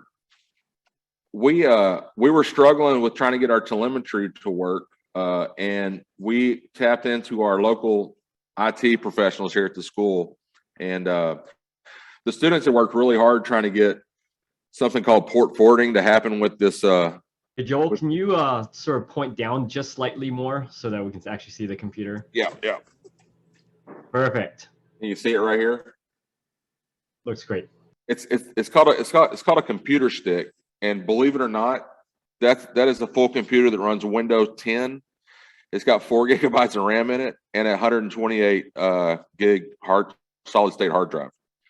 So what's really cool about that is that's your full computer, and then this right here is a 7-inch touchscreen display. So it's just like if we hook the keyboard up and a mouse, it's just like the computer that I'm holding right now, which can give students all kinds of possibilities as far as what they want to do and what they want to run. We're real excited about tapping into this and learning more about it as we go forward with our solar car program. And we have 2 more questions coming in. There was a question on, do you have a suggestion for balance? I heard your captain mention counterweight. So on the electric solar vehicle, the rule says you have to have 320 pounds of driver in it. And so if both of your drivers are way less than that in the EV division, you have to add ballast in order to bring that weight up to 320. We literally use sandbags that we put 3 or 4 trash bags on and then write the weight on them. So, or you can use workout weights, but you need to have a good container to put them in. I hope that answered the question. And then the other question was, any way you can show the inside of your battery quick disconnect, assuming it's a stationary Anderson connector? Yes.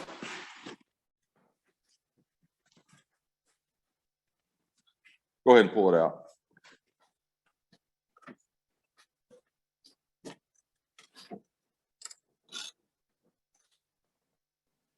So this is, you want to explain like how the air comes in and circulates? Yeah. So the air inlet is at the handle, so we don't have to add any other kind of a vent or hole in the box. It enters through here, it travels all the way around all the batteries, and it comes out here, and in the area where the battery box goes, we have a little funnel type thing with a fan on the back that draws out all the air and then vents it off the side of the car. And this is just an connector that's like rated for 450 amps. We're big about overkilling. Hey, if y'all will pull that battery pack out, we can show on the inside. There's the car, right? We're going to pull the battery out of the car so that we can show the inside on where that battery goes in and what it looks like.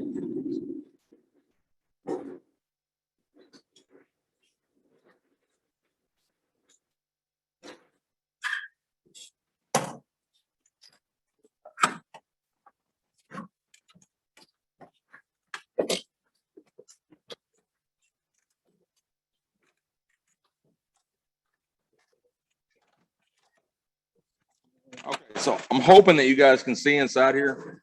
So there's a box inside of it. Can y'all see in there? Yep, just scroll up just slightly. There you go, perfect. Yeah, so what you're looking at, that round black, that's actually the bottom of a plunger. And they put that in there so that you didn't have to be exact with how your air connection would connect, so that you can have proper draw from the battery. And it's got a sill on the outside. It's just an accordion plunger, and they cut the top off and put it around the fan. And then you see the other Anderton connector down there. And then the entire box is built so the box slides in, and then we've got metal strapping that goes down and is attached to the frame, so that in the event of a rollover, God forbid, everything's contained and can't come out.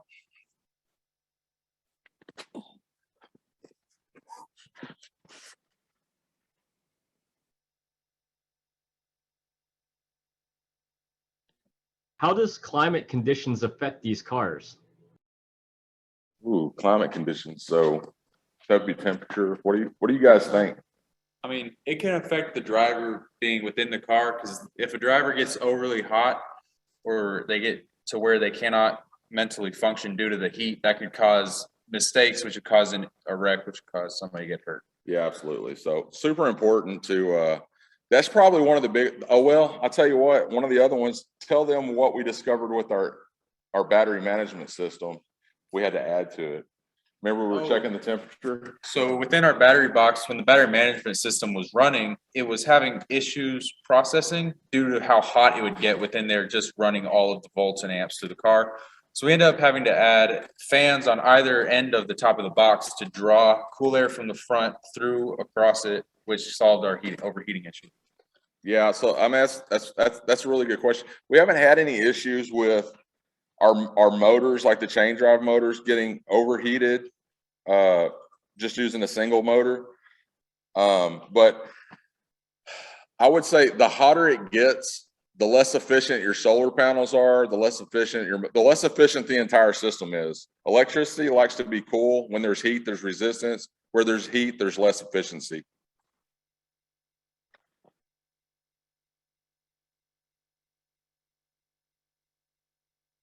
Follow-up question to that. Are you using any system to keep the drivers cool? Okay, we'll show you what's set up in the EV car. You can kind of, I think you can see the fan. So that's just an off-the-shelf 12-volt fan that's mounted in here. And yeah, go ahead and turn it on. So let's just run off of our auxiliary system. Probably couldn't, but those fans put out a lot of air. On the other vehicle, the students installed, and this might be difficult. This is kind of like you're sitting in the car, but can you see the fans? Why don't you scroll down a little bit? There it is. Yeah, okay. So those are computer fans that put out quite a bit of CFM, and they've got 3 on each side of the driver, so that allows air to circulate. And now that I'm in here, I'm thinking that, does this kind of look like you're sitting in the car? Yep, looks great. Yeah, so that's kind of like what it's like in the vehicle. I can't fit in this car, so I'll probably watch the video later. Keeping them cool. Last 2 questions. Yeah. Then, do you plan to test for Texas temperatures? I mean, we will, because we're here in Texas. We will test our vehicles closer to the race, especially if we're wanting to see how it performs as far as drawing the battery down and then really being able to charge it back. Because the sun is going to be at a different angle when we get into, like right now, it's at a way different angle than it was when we were at the Texas Motor Speedway. So we'll test for running in the heat. So when we get closer to the end of May, and then we'll do a lot of testing in June. That'll be closer to what it's going to be like on the race. But one of the things you need to keep in mind, you never know what the weather is going to do at a race. This last summer was probably one of the cooler races because of all the rain and clouds, which threw a big monkey wrench into any testing you did without clouds. So we don't really, the heat's present, we don't think about it, but you do want to see how your car is going to perform in the heat versus when it's cool. On a solar panel, those panels are already they're all tested at around 77 degrees or 25 degrees Celsius. And do the research, because every panel manufacturer will have it. As the degree goes up, you get a loss of efficiency on the panel. So some panels are designed to do pretty well in the heat. Some do really, really terrible in the heat. And so we've kind of learned that at different races. And those are things you need to research and figure out. And then final question, does your battery connect simply connect by sliding into the battery compartment? Yes. The 2 interconnectors, once you slide it all the way in, they connect and hook up for the EV.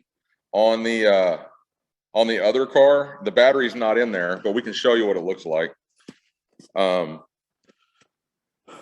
This is where our battery would go in our advanced division vehicle. It goes right here. Once it is hooked up, we actually hook it up with bolt and nut connectors, so that one doesn't come in and out very easily. And then here's an example of our battery box. It's a lithium battery. This was a battery that we ran in 2019 that we just figured out how to take them apart. They're spot welded together. And when you build a battery like this, it can be a little scary because you're looking at 113 volts of DC power. And students don't ever work on that without direct advisor supervision. Be careful if you're going to build your own battery pack. Be extremely careful and have procedures in place to where no one student has two hands on that battery at any given time, and make them wear gloves. That's get a procedure that is safe in order to build a battery like this. Joel, I want to thank you for your practical information that you provided us, the suppliers, and then taking us out to see your solar cars, your electric vehicle, electric solar powered vehicle, as well as your advanced. Congratulations to you and your team. I want to thank you, and maybe if we can do a hands-on workshop in January, maybe we can get a chance to get a closer look at one of these vehicles. Oh, we would love to do that. Thank you. We need All to right. turn the program over to William, who's going to talk to us about mechanical engineering. Hello, everyone. Glad to talk to you a little bit about how we build our car mechanically. The afternoon or later in the afternoon, we'll talk about the electrical engineering portions. When you consider building a vehicle frame, you have to look at the materials that you're going to build it with.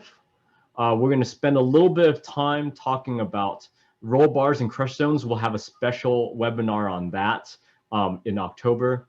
We'll also talk a little bit about suspension and steering and wheels and brakes, some of the things that Joel shared earlier today.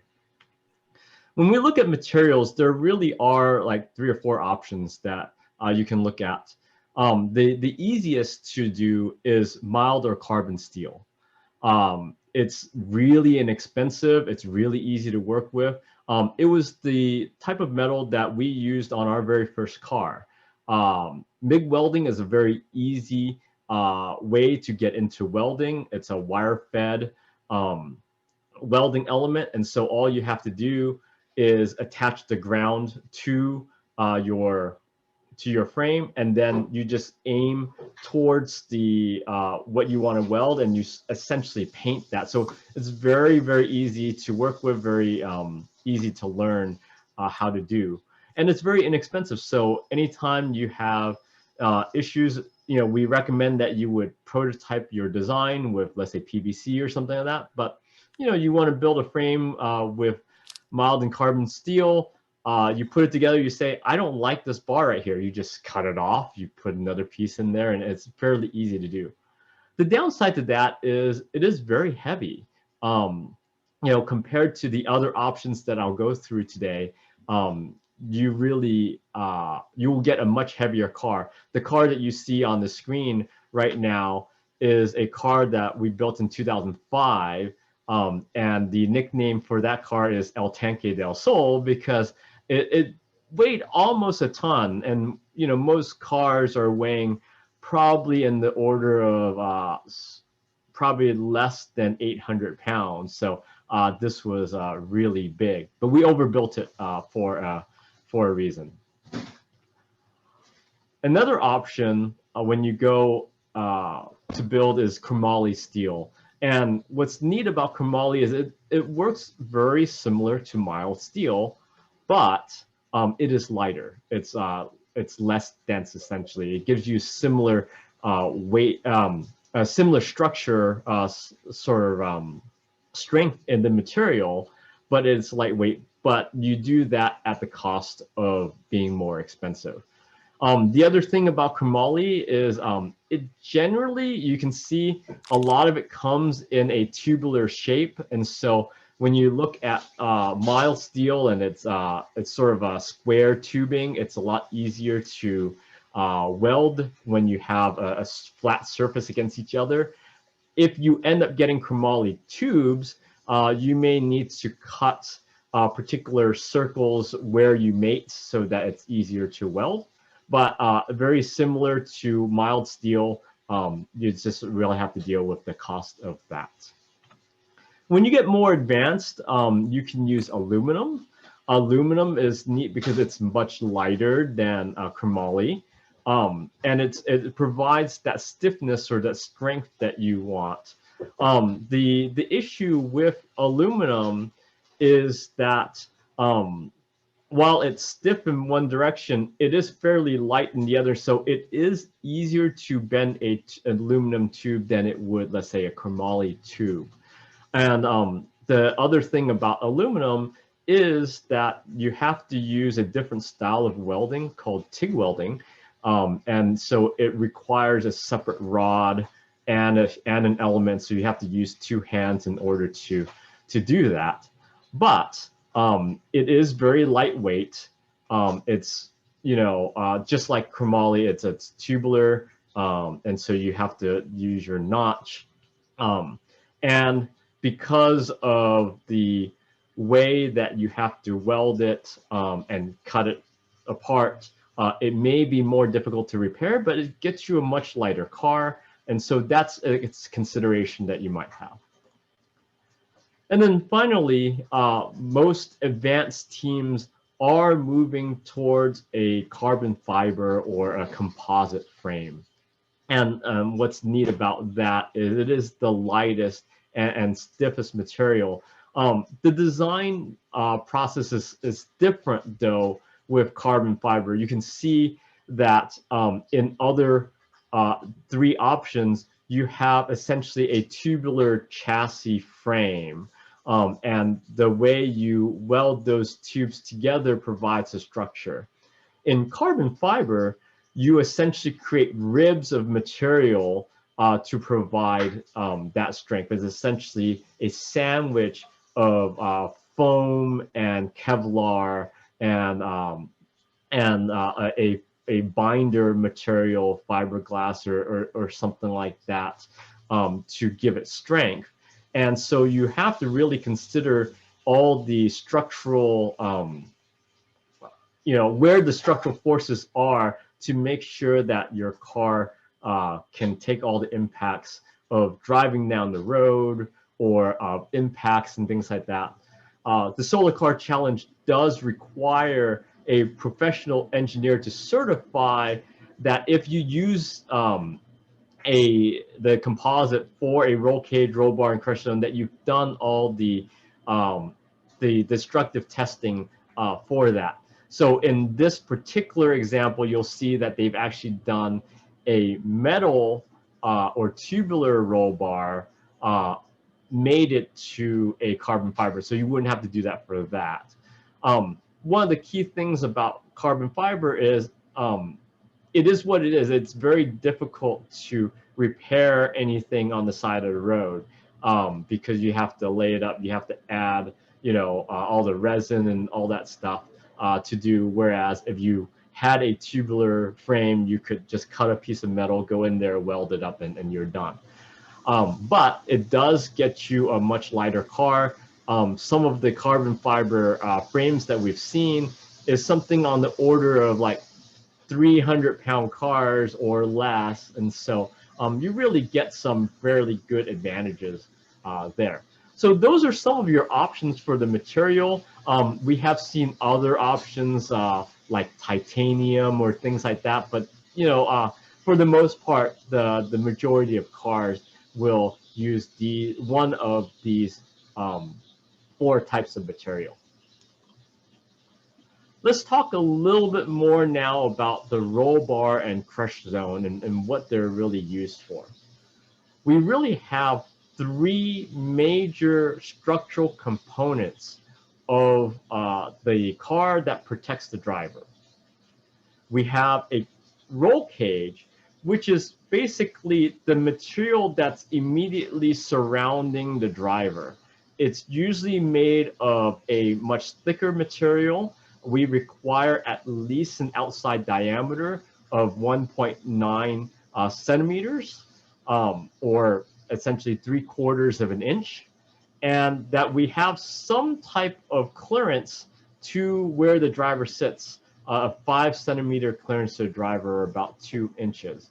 And the idea is we want any type of impact to be stopped by the roll cage. And so you want some beefy structure to the side of your driver and the front and the back of the driver. Outside of that, you want to create a crush zone that's basically to the outside of that roll cage. And that's essentially designed to collapse on impact. If you, for example, did something like an egg drop project in the past, you will know that if you create just a solid box around your egg and you drop it, it does not provide the protection for the egg cracking. It will just crack because it takes the full impact of whatever you hit on the ground. However, if you have let's say a straw structure or something like that, when you drop your egg drop project down on the floor, that sort of bends your straw and takes a lot of impact away so that your egg stays intact. This is the exact same philosophy for the crush zone. You want that metal, a thinner metal, to essentially bend and take up some of the impact from, let's say, an accident or something like that, so that it veers the forces away from the driver and away from the roll cage. And so we say that your crush zone needs to be surrounding the driver at least 15 centimeters away from the driver. So those are the two major, structural pieces that surround the driver. And then, of course, in the event of a rollover, you have to have a roll bar. And that roll bar needs to be one continuous piece of metal, really beefy, so that in case you flip upside down, the roll bar doesn't crush down to the driver. And there's certain rules on how far the distance is in terms of above the driver's head. There's minimum wall thickness, and that it needs to be welded to the frame. And so those are our three major protection components, and we'll show a little bit about the examples that you might have. This is an example of a roll bar. You'll see that there's a sufficient vertical distance between the bottom of the roll bar and the driver, so that if you do flip upside down, there's space, because sometimes if you are flipped upside down, if your harness isn't completely tight, you may move up a little bit as you roll. And so you want to make sure that there's sufficient clearance there. And then from a side view, one of the important things is you want to have multiple areas of welding. This particular roll bar is neat because it does actually provide both side-to-side protection, because it's welded on both sides and also on the bottom there. And it provides protection against a roll bar shifting forward and back, because it's got this rear bar structure there that helps prevent it from moving forward and back. A little more details about the crush zone. It does need to be designed to absorb impact. We talked a little bit about that in terms of directing the impact away from the driver. It does need to have front, side, and rear protection, and the minimum horizontal distance there. That's part of our rules. And so when we go through our vehicle inspections, also called scrutineering, we will be having you demonstrate just by drawings, by visual inspection, that you have an adequate crush zone to protect your driver in all directions. And when you send in your registration documents, you'll have to draw in where those crush zones are in your mechanical diagram. So visuals are always great. So you can see our crush zone structure needs to protect the driver in all directions. So the side direction is really the key one. The back usually has, the back and front usually has plenty of structure, and so it's easy to take care of that. But the side, make sure that you cover both the torso and the legs, and we'll cover more about that in our October workshop. Here's the example that you saw on the Iron Lines EV car. oh, sorry, the Iron Lines advanced car. This was an older car, but you can see that they have thinner metal structure on the outside that's intended to collapse through the crush zone, a much stronger roll cage that provides the rigid protection for the driver, and then one continuous roll bar for one continuous piece of metal for the roll bar. Another example is the crush zone. You see the crush zone is fairly far out away from the driver. That's a good thing. Would have preferred a little less rigid structure so that it gets away from the driver, but you can see there's no bars that will be right here that would impact the driver. So that's a good thing. But you can see some fairly thick bars that are right next to the driver. There was a question that just came in with regard to the crush zone. Even with these crush zone constraints, they still have to stay within the maximum width of the whole car for the race, if I recall, was 2 meters. Is that correct? Or can you take a crush zone exception and be wider 2 meters? No, the crush zone must be integrated as part of the car, and so it does have to meet the minimum width of the car as required for all the divisions other than the electric solar division, which has a minimum width dimensions. So you do need to take that into account. So usually you have a much thinner roll cage that's much less than 2 meters, and then you have crush zone structure that's outside of that. Okay. And if anyone has any further questions, please feel free to continue to ask them in the chat or question and answer section. So that's what I have for as just an introduction to the roll cage, crush zone, and roll bar. We'll talk more details in the October webinar. Let's talk a little bit about the suspension and steering, and I'm just going to give a high-level overview of that.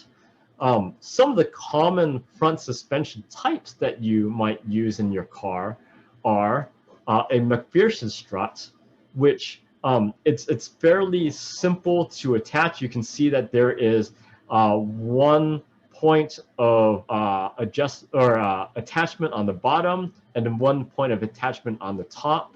And so essentially this will tilt into the shock, and then you put your wheel here on the axle there.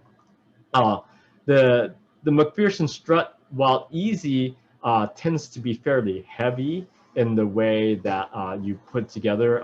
Just the structural components need to be heavier. And it does provide fairly limited adjustability because you essentially just have 2 attachment points. So it does essentially tilt in that one direction. So when the shocks come up, you will get a little bit of tilting. Your wheel will actually tilt in slightly when you use that strut. Of course, you can use a solid axle, which essentially means that you don't have any suspension at all, or you can use this type of leaf system to do that as well. That's fairly easy to do, but you get fairly limited. Suspension there that you can do.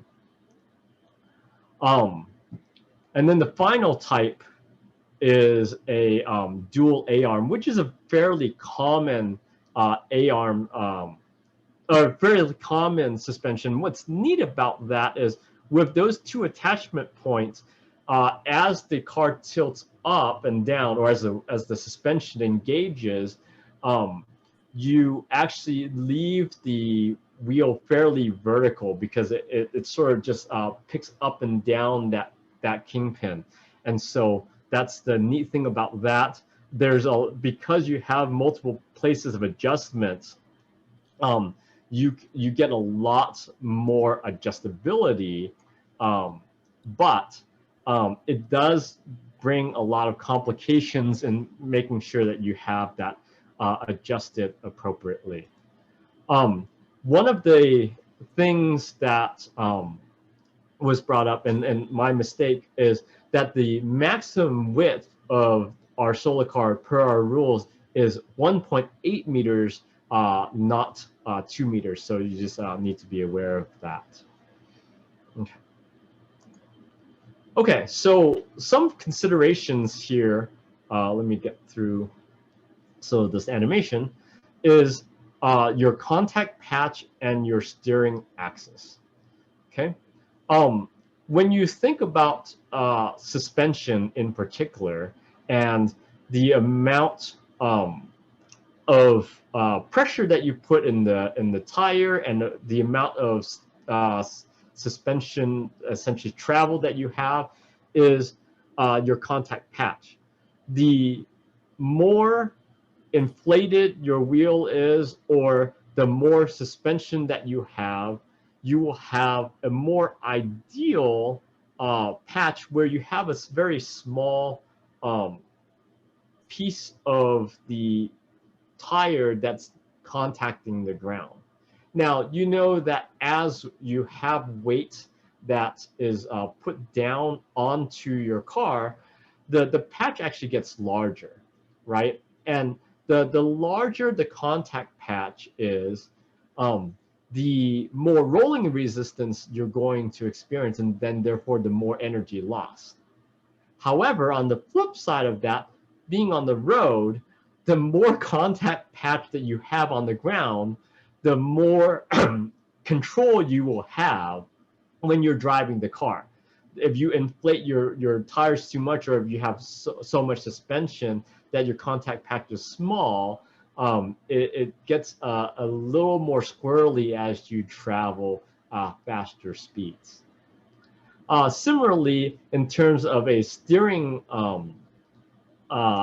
geometry, you have to consider your steering axis, and the more tilted that your steering is, your steering axis is, the more or less control you will have as you make turns. And we'll talk more about that in our January specialty workshop and actually walk you through how to configure your steering. One of the things that we want to go through, though, is when you design for your steering, you want to do something called Ackerman steering, because essentially you want to have, when you turn, your steering to be more turn on the inside of the turn and less turn on the outside of the turn. And the idea behind that is that you steer, when you steer that way, you get less drag on the wheels. It essentially follows a circle, right? So if you imagine the circle, you draw that axis here, and each tire has a different angle. The more the angle is, that wheel is at a 90 degree to that turn. Now, when you bring that out and you straighten those tires, then you can see if you have a steering arm that's right there, when you straighten the wheel, you will essentially have these pieces that angle back towards the center of the car. So when you set up an Ackerman steering, you design it where you say, I want to turn the car within a 15-meter lane, and so I want the turning to be at least that. So let me make sure that my wheels, when turned, can turn all the way that way and complete the turn in 15 meters and design it that way. And then straighten up your car and point. When you're going straight, you want all your wheels to be straight on, and so you'll aim that to the back of the car, and that will make sure that your design does not have any drag as it makes turns. So that's a little bit on steering suspension. I'm going to keep proceeding, but feel free and ask questions if you have any questions then. Finally, the thing that you want to consider are your wheels and brakes. When you look at wheels, It's one of the most difficult parts to source because there's so many different ways of choosing your wheel design. And you do have to look at that fairly early on because it really affects your structure. The way that where you put your wheel, how many wheels, you have to design your frame, which is the very first thing you build. You have to design that frame to pick up the wheels where they are. You also have to look and say, okay, I've got these different components in our car. I need to make sure that the weight distribution across each wheel is fairly similar so that I don't have to have much beefier tires on one and then less on the other. And so it's really something you have to consider fairly early on. A lot of teams do like to use a 3-wheel design because it's one less wheel. It's lighter to put in than a 4-wheel design. It is easier to align because you have your you just have to essentially align the 2 front wheels. You don't have to align the front wheels to the back wheels. You don't have to align the 2 back wheels as well. And of course, one less wheel means one less thing to buy. But you don't have that redundancy there as you would with a 4-wheel design. If, for example, you have a flat tire, or even worse, your wheel comes off because you didn't properly secure your kingpin, you will essentially be left with 2, and you would have to essentially, the car will just come down on itself. We did that in our testing in '97, where we built a 3-wheel car, and the front left wheel, due to the road race and being the vibration of the road, actually loosened the kingpin. We didn't properly cotter pin that, and that kingpin came out, and the car just fell straight down onto the road with a slight swerve onto oncoming traffic. And so that was a pretty dangerous situation. Luckily, we were able to get our safety officer out there and flag oncoming traffic away. But that's something to consider when you are on the road. Now, 4-wheel design is the flip side of that, right? You get the more expensive, more weight, but you are much safer. And one of the neat things about that is, you're used to driving a 4-wheel car, right? And so when you move from driving a regular car to a solar car, you tend to drive the same way because a car is a car is a car, right? And so whenever you hit a pothole or a dead animal or things like that, you tend to just split the difference and straddle in between to get by that obstruction. Think about what happens when you have a 3-wheel car. You tend in a 3-wheel car to have 2 front wheels and 1 rear wheel. That 1 rear wheel tends to be in the middle. So if you are driving down the road and you're straddling every pothole, every dead animal, or every, any obstruction on the road, what do? You will hit every single one of them on the back wheel. And I was very well known for doing that in our testing, is that when we had this really rough piece of road, I would hit every single pothole because I got so used to driving a regular car and splitting the difference.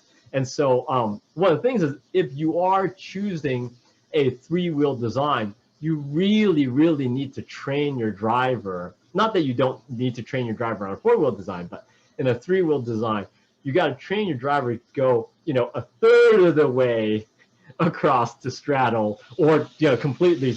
If you can miss the obstruction altogether, that'd be great. But take it a third of the way so that you make sure you miss that whatever the obstruction is. We do note that if you are doing the cruiser division, you are required to have a 4-wheel design, and this is meant to be safer for the 4 passengers that are in the car, and it more represents what a production vehicle is like. And so we do say that you have to have 4 wheels for cruiser division, you can use a 3 or 4 wheel design for the other cars. But it's just considerations, and we don't recommend that you do one or the other. You have to make the trades yourself. As we look at wheel choices, and you saw a bit of that, what Joel presented in his components and sources, but your wheel choice, some of the options that you have are these NGM wheels and tires. They were made specifically for solar car racing, which makes them very light. It makes them very easy to mate to a NGM hub motor. That's why they were designed. But even if you didn't use that, it was very light and very easy to mate. However, NGM is no longer in business. And so if you are looking for NGM wheels and tires, you're essentially looking at secondhand from a lot of different solar car teams who've decided that they don't want to run them anymore, for example, and you can find those. On the very flip side of that, you can run motorcycle or junior dragster or moped.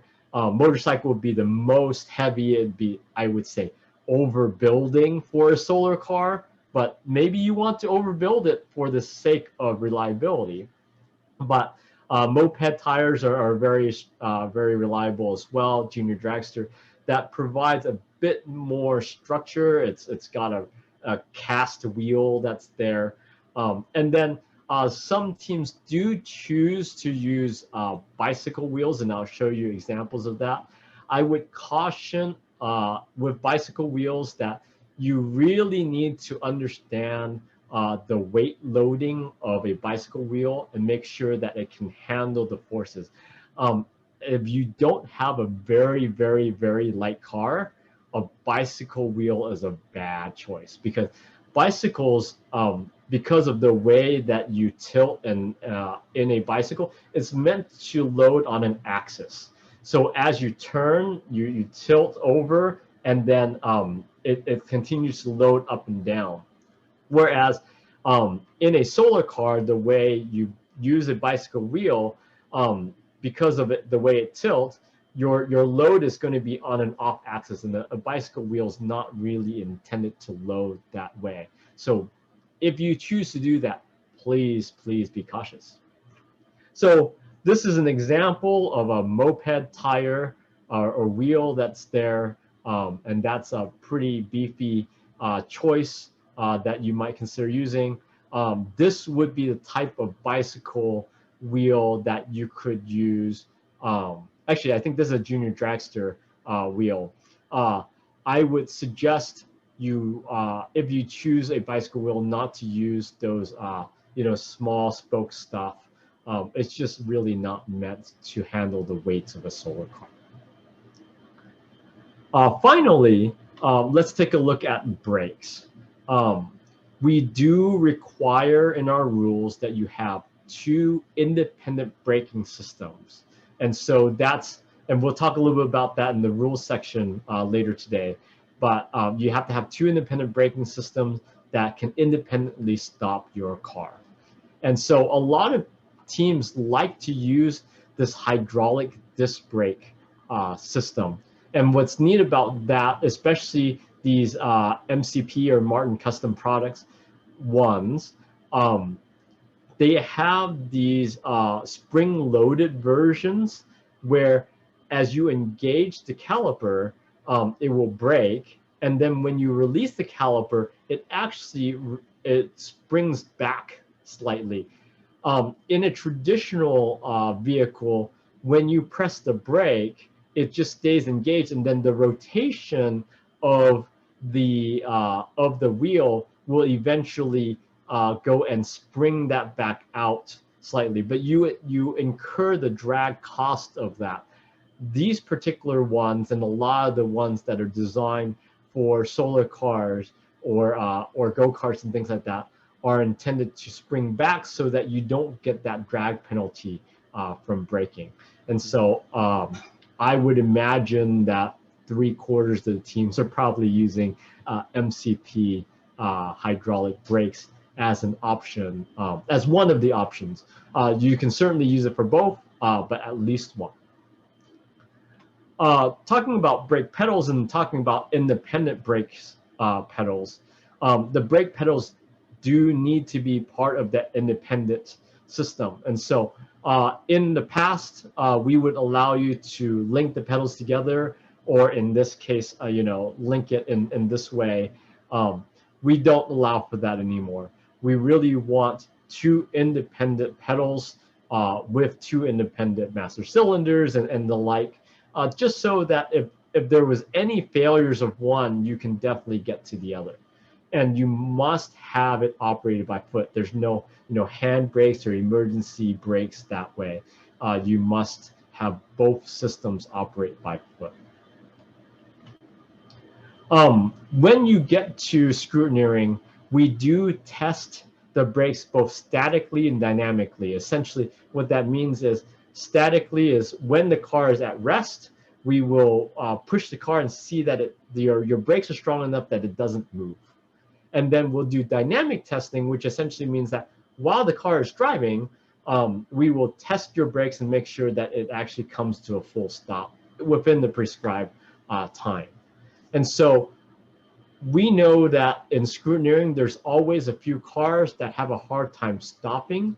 And so you really want to test that way in advance back in your garage at your school, because it's very difficult to go and redesign your brake system. You can make tweaks, you can try to see if you can bleed the brakes or something like that to make it stronger. But if you essentially made the wrong design choice at the beginning for the brakes and how strong you can stop the car, it's very, very difficult to fix that once we test it at scrutineering. That's essentially a complete redesign of your car, because you have to have structural frame members to capture that brake. And so you really want to, especially for a new team, I would suggest you overbuild and then later optimize in future years. And so you make sure that that the brake brings your vehicle to a complete stop within a good amount of time. With that, that was a very quick introduction to the structural part of building the car. I'll open it up for any questions that you have on this portion before we take a break.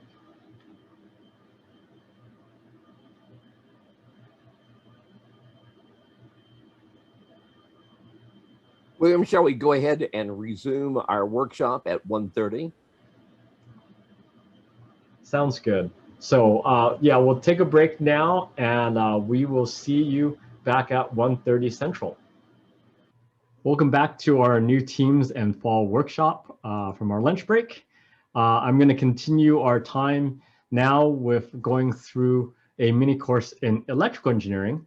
Of course, if you had any questions on either the mechanical engineering side or the electrical engineering side, please feel free and ask. So when we look at a solar car, the solar car is really made up of a chain of components from the solar energy from the sun all the way through to driving the wheels through the motor. And so we'll walk through each one of those components, how they're used, what design considerations that you have to consider, and all the different components that are part of that. So let's start out with the solar array. So there are really two options that we've seen in solar car arrays. A lot of teams like to do a flat array, which can be either integrated into the body with a cockpit opening, or what we call a wing over body type of array. And with both of those, it is very easy to execute that because you don't have to consider shadows or anything like that. And you don't have to consider the angle of the sun, meaning that if you are, if you have a curved array, or if you have an array that's not exactly flat, you might have to split them up into different zones, and we'll talk a little bit about that if you wanted to make sure you got all the energy associated with that. Now, if you were to use a wing over body design, though, like this one on the left here, or on the right there, you do lose a lot of energy with regard to aerodynamics, because you have to have the structure that picks up the array, and then just having that wing on top means a lot of stuff that's out in the air, in the open air.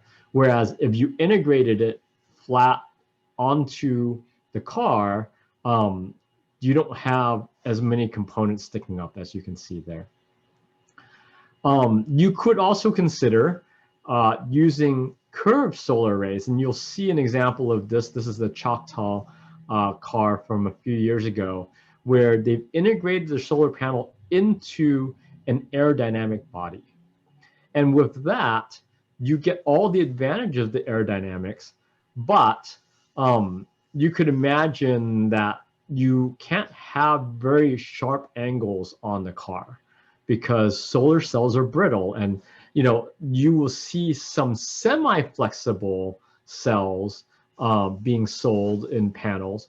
But if you get any more than just a few degrees here and there over the span of distance, the solar cells can break. Or even if they don't break, there could be some microfractures there that you'll have to account for. And then, of course, you have to figure out how you're going to mount it safely to your solar car, that it stays on. We've had a few cars that had their solar panel fly off of their car. And then the angle of the sun is of more concern, meaning that because not every cell is pointed in the same direction as another cell relative to the sun, you may get different energy input based on those cells, and you need to account for that. And as you start stringing panels together, you have to account for that as well, that you might not want to have cells that aim on the left side of the car in the same area or zone wired in series as the cells on the right side of the car, for example. Another deviation from this option in terms of design is some teams put two flat arrays together, meaning that they have, let's say, a taller back half of the array above their driver, and then a low flat array in front of the driver. And that's a design option as well. And why teams do that is it provides the visibility to the driver, meaning that if you had solar cells in front of your driver, there's a particular rule that says you have to be able to see 10 degrees up on the horizon so that you can see street lights. And that's especially important on a road race. By putting it down, you don't have to worry about getting that 10 degrees vertical. Of course, you have to make sure that you can see the point on the ground at a certain distance in front of you as well. But a lot of teams do that. And with that, you just need to be careful that the top array does not shade the bottom array set so that there's no loss in energy input. Some of the options that you have for solar arrays is a prefabricated commercial panel. A lot of entry-level teams like that option because you just buy it, you integrate it into your car, and you're done. And you can see the design of that. This is also an example of a upper back panel and a lower front panel. And they just, all you have to do is find a place to mount it, and then you just wire it up. Very simple to do. But, these are meant for, roof installations in homes, and they essentially are very heavy because they've got this glass on top of them. They've got a lot of framing around them, but they're sturdy. I know that in one car, using those helped save the car because they were in an accident, but they've got these like really beefy panels, and that served as the crush zone essentially. And the panel was damaged and can't be reused, but it provided structure for the driver. So other considerations, right? Not just, this is just the array. There are pre-made specialty panels that can be ordered, which don't have that metal framing around it and doesn't have a piece of glass. It's more a thinner layer of encapsulation, and a source like SBM Solar is a popular place where you can specify even the size of your array. They'll just put it together for you pretty easily. Of course, you can do it yourself.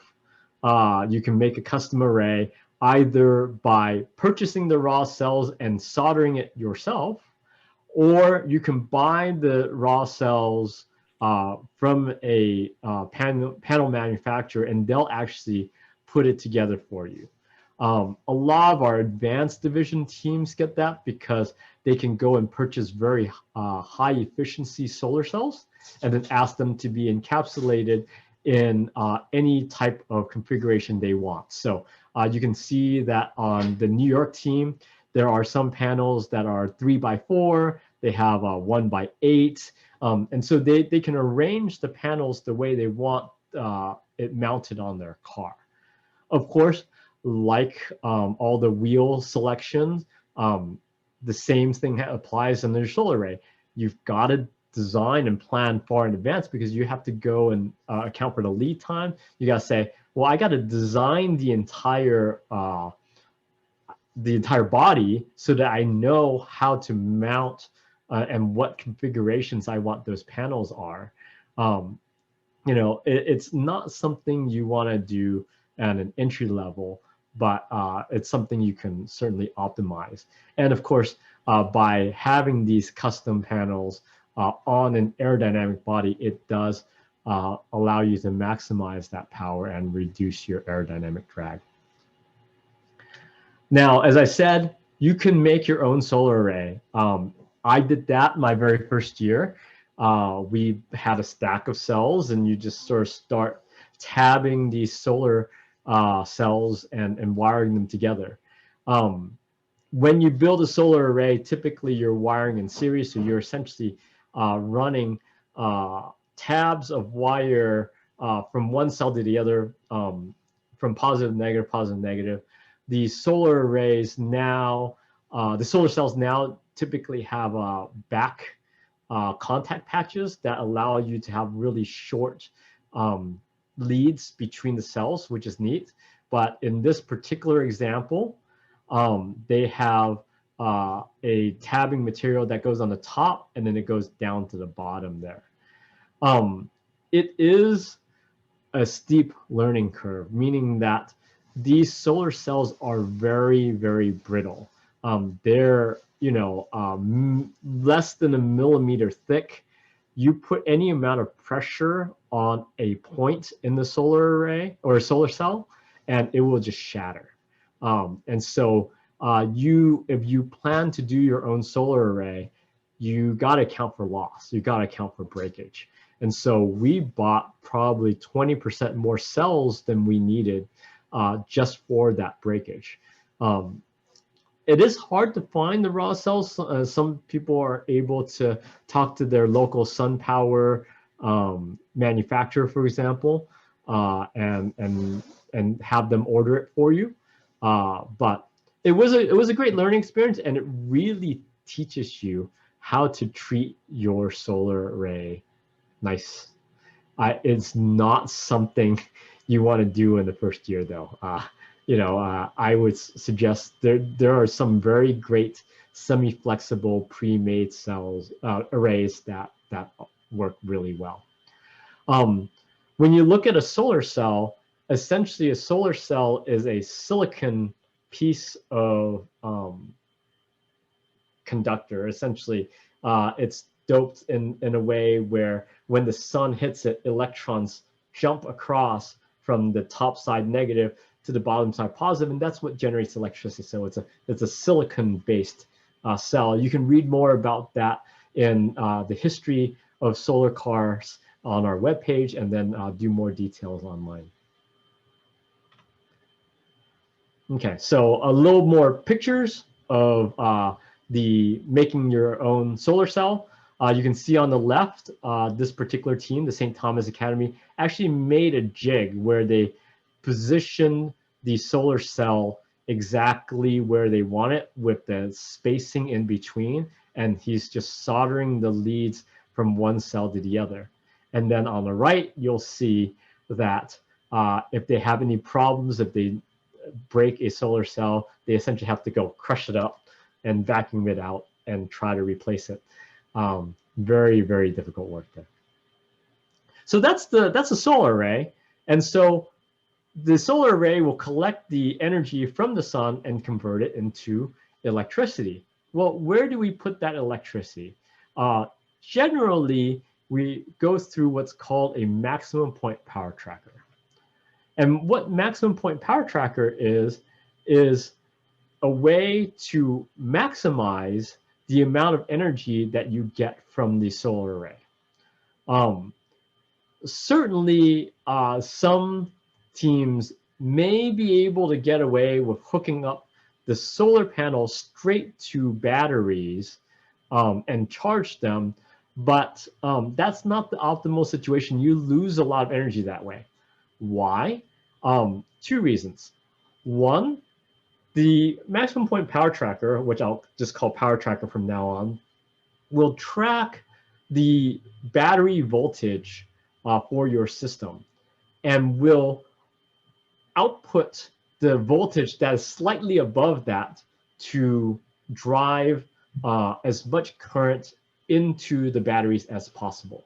And so what happens is that power tracker will convert your input solar array voltage into your system voltage and essentially make an equivalent adjustment in the current. So if you had, let's say, a 32 volt, 10 amp solar array, and you want to get to 48 volt system, it will boost that voltage up and then take the appropriate cut in the current. Additionally, a power tracker is not just a DC-DC converter for voltage. It also tracks the optimal location of the IV curve in your solar cells. What's shown in this graph is the characteristics of a sun power solar cell.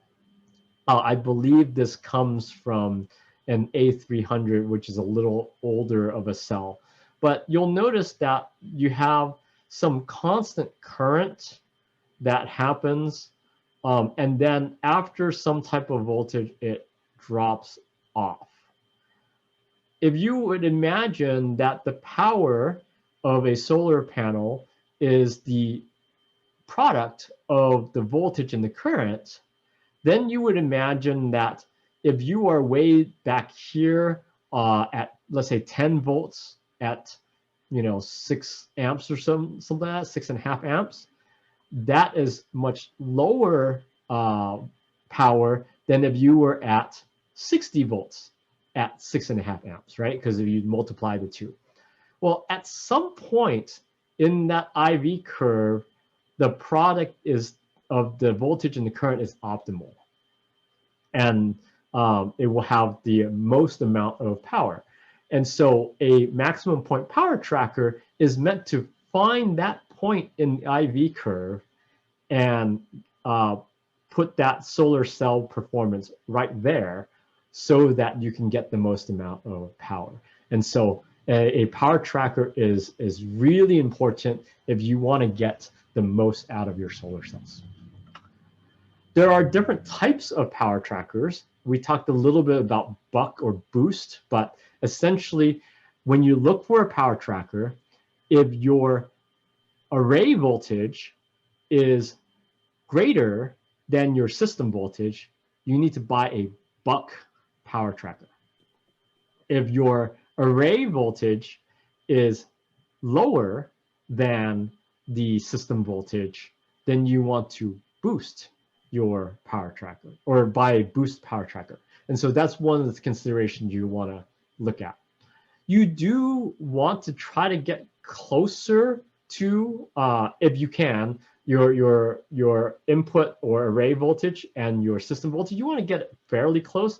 If you get a really wide range, you're asking the power tracker to do a pretty big conversion in power, and so you will start losing some efficiencies. But I think a lot of power trackers are fairly efficient. They advertise, 95% or more, but every little bit counts, right? So you certainly want to try to get as close as you can. You have to look at, when you buy a power tracker, the battery or system voltage, or V out, basically output in the perspective of a power tracker. And there's a lot of power trackers out there that support 48-volt system voltage or less. And so that's a consideration when you consider what type of batteries you want to get and how many batteries, is your availability of power trackers. For the 72 volts and above, ARL certainly has power trackers, and Joel talked about that earlier today as an option for you. And so certainly you also have to look at the current rating, because power trackers are going to have a certain limit at how much they can support. So you have to look at, okay, I'm getting this much in my solar array, and so here's the current and the voltage that I'm getting in. Here's the voltage and current that I'm getting out, and make sure that you support that. Most of the time, you might have a power tracker that limits you. The ARLs, for example, have a 600-watt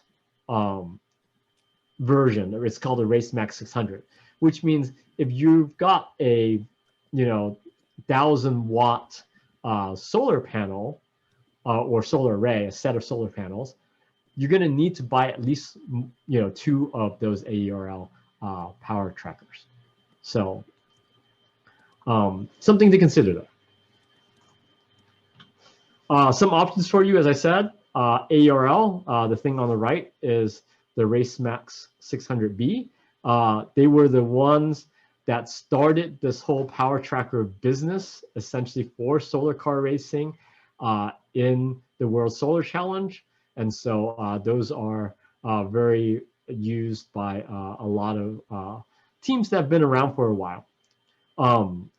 The Nomura MPPT that Joel showed, again, sorry for the cigarette, is another option for the power trackers as well. And a lot of newer college teams are available or are using those as well.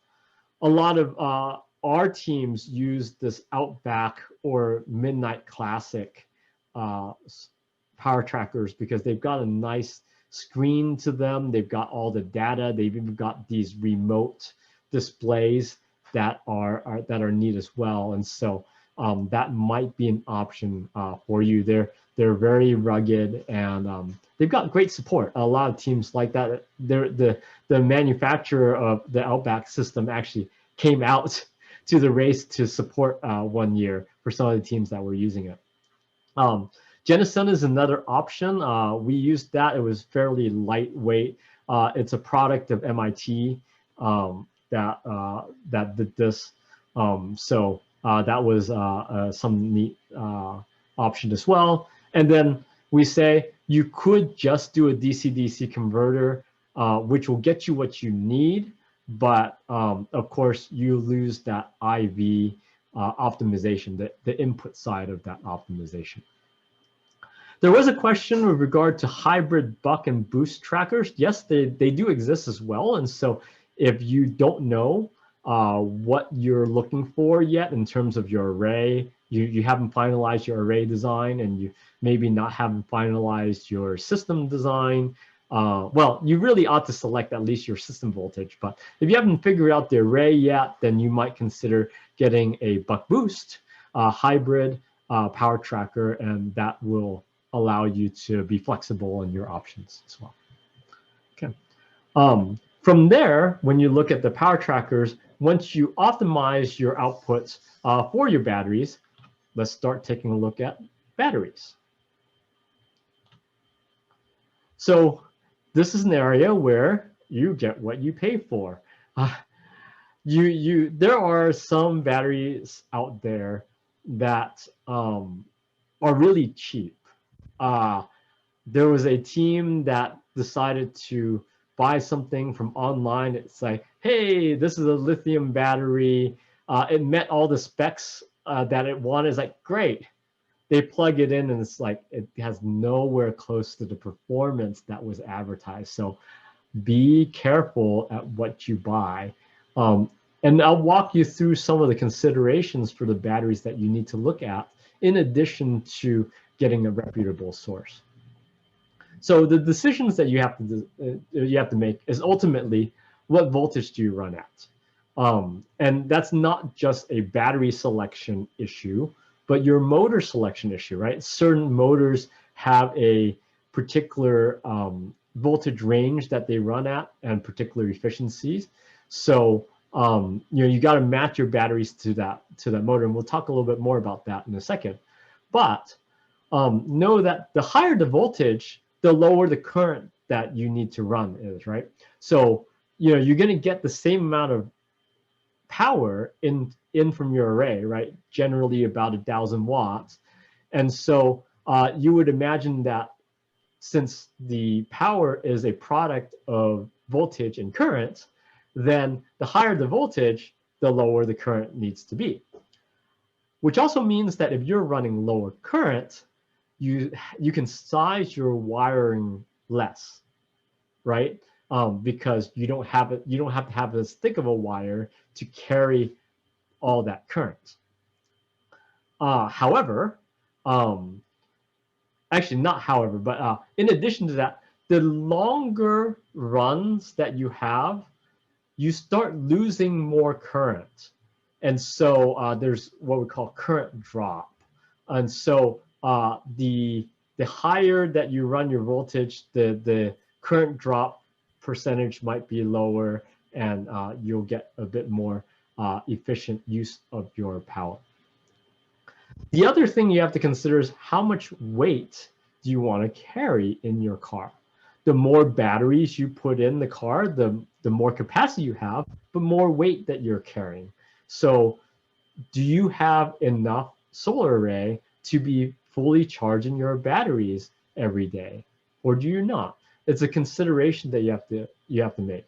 Now, we give you a full battery pack on the very first start of the race, right? So not only do you have your sun's energy, but you get your full battery capacity at the beginning of the race. So that's another consideration, right? Is like, how much reserve do you want to start with versus how much weight do you want to carry?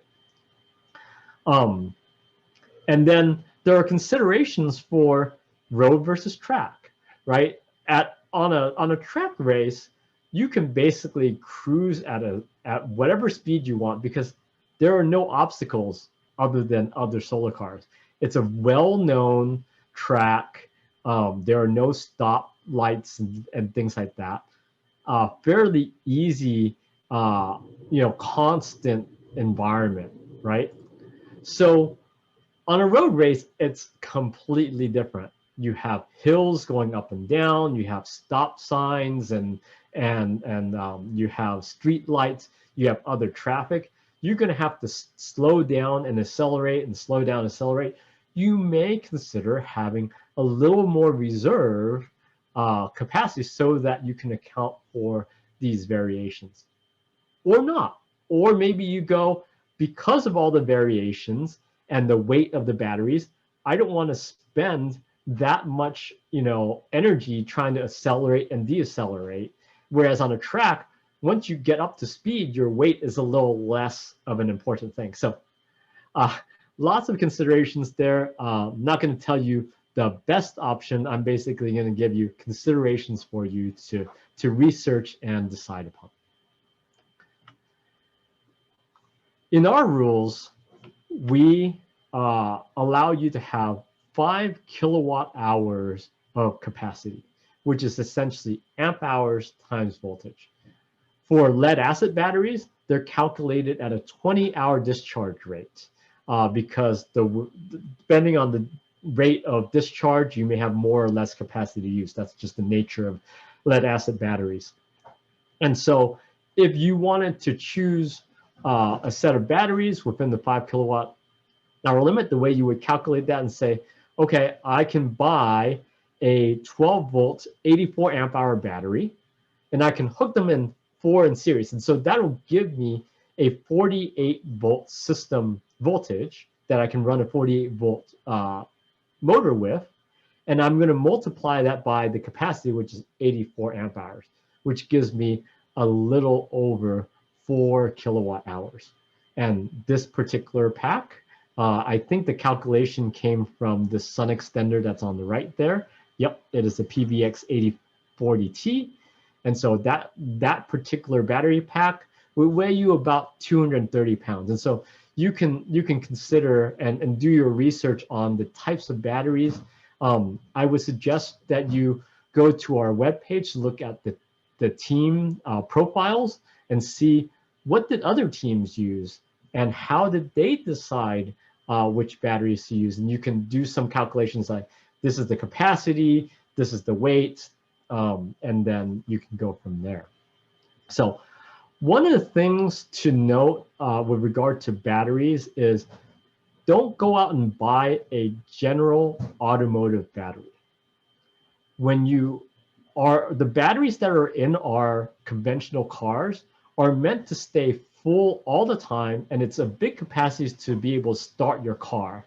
And then from there, it gets charged back up. That is not solar car racing. Solar car racing batteries need to be able to discharge almost the entire way, possibly, and then charge back up again. And so what you're looking for is deep cycle or marine batteries, or if you have, solar car specific batteries, that would be fine too. But you definitely don't want to get conventional automotive lead acid batteries. When you consider batteries, the other thing you have to consider is the Puchertz number. So as I said a little earlier, when you discharge a battery at different discharge rates, you will get a different capacity. The faster you discharge a battery, the lower the capacity that you have. It's just the battery chemistry that you have. And so you want to get a Puchertz number that is as low as possible to minimize that effect. So if you're comparing two different batteries and that Puchertz number is different, and that's the only difference, you want to get the lower one.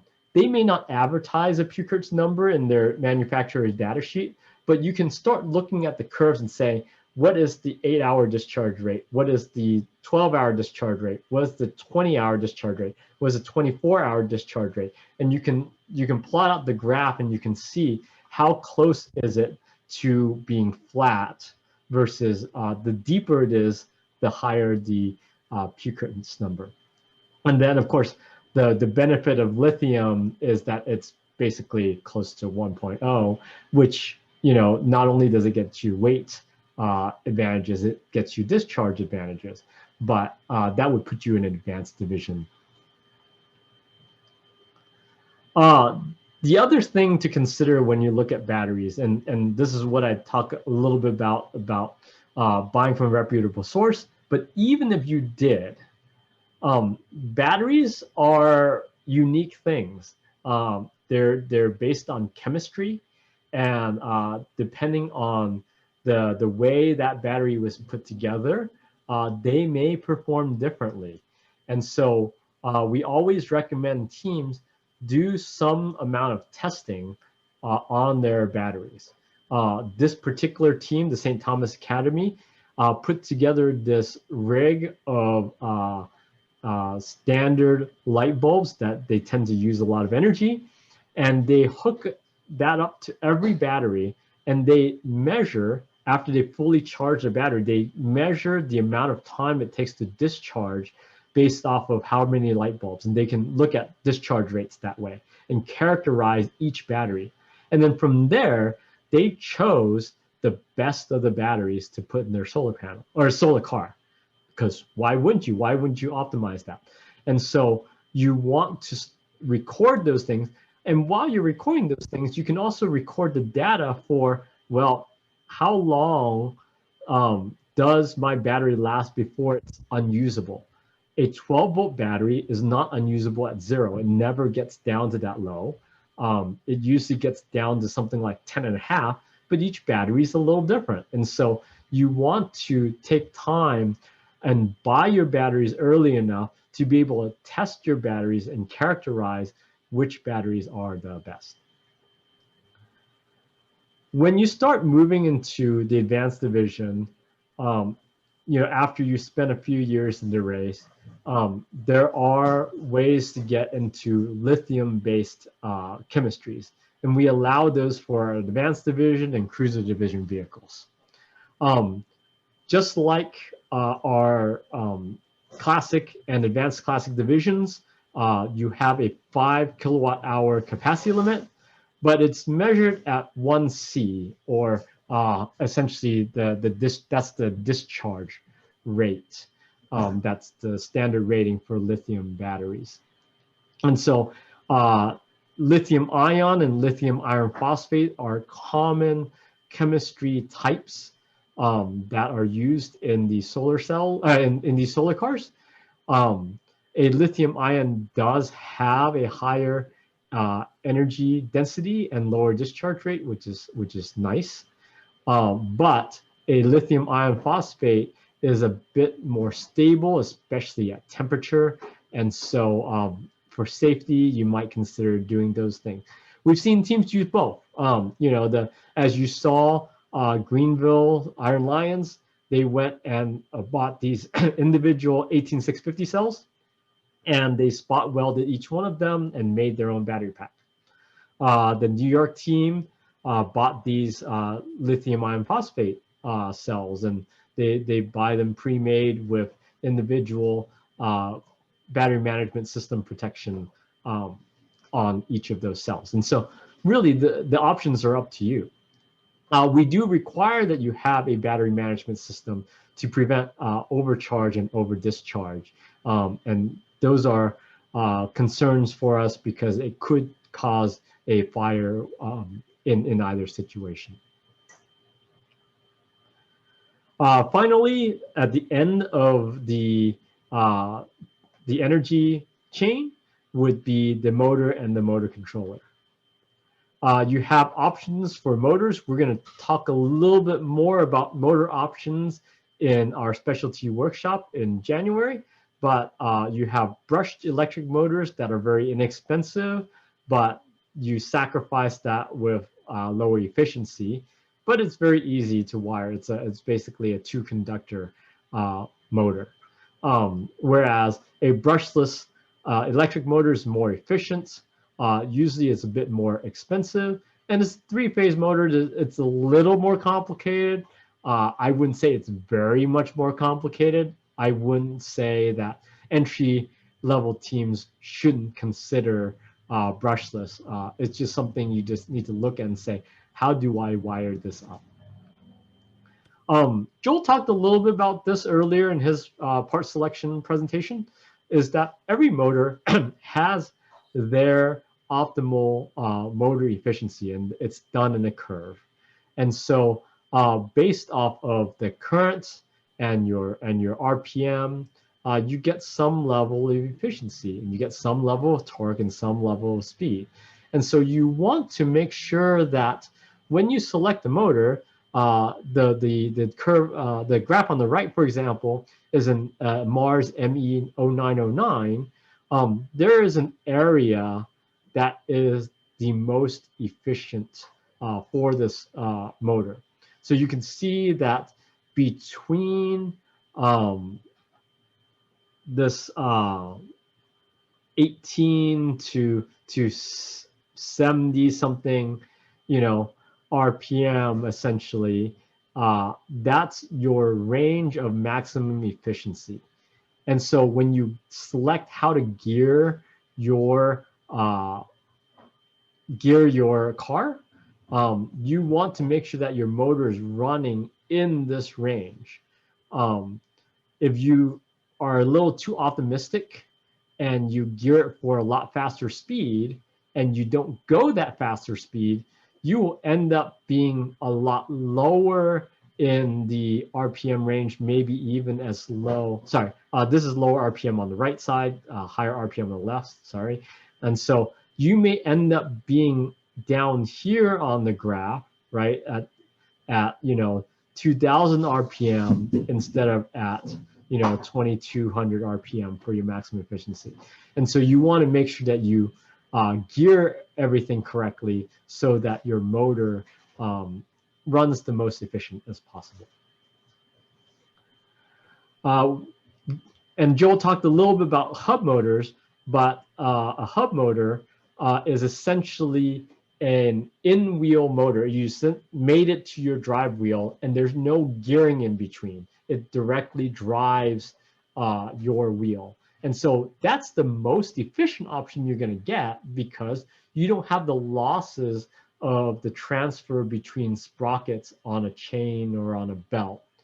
And it just adjusts speed via some type of air gap adjustment. And so it's very, very efficient. A lot of college and cars will run a hub motor, but it is very expensive. Teams used to use NGM as a motor, but as we said, they're out of business, so you'd have to buy them secondhand. They're a little more complicated to configure, but if you're really buying new now, Mitsuba, Nomura is the way to go. Still $25,000, still expensive. So it's an investment that you may want to do later in your solar car career. So once you've selected your motor, you got to figure out, how do I drive that motor? And you drive that motor via a motor controller or a pulse width modulation controller. For a brushed motor with 2 terminals, you might consider something like an Alltrax AXE that has these 2 motor terminals. Very easy to configure. They've got these spades down the bottom here that allow for 0 to 5K potentiometer control, and you essentially get a foot pedal that's 0 to 5K ohm foot pedal, and you just hook that in there and it'll control the speed that you can go.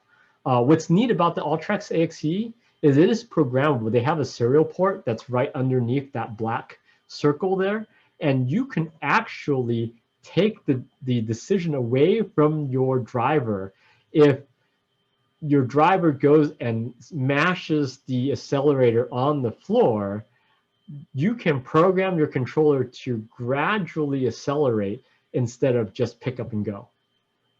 Having said that, you may not want to do that because in an event of an emergency, you may want that pick up and go even at the loss of efficiency. So another consideration to figure out, do you want to allow the driver to drive that way, but they might accelerate too quickly and use up a lot of speed or a lot of energy? Or do you program it in so that they can't do that? A brushless motor, Sevcon is a common one. They have some neat safety interlocks and things like that that's well made for that. There's a lot of telemetry you can get off of a Sevcon as well, so that's a neat option.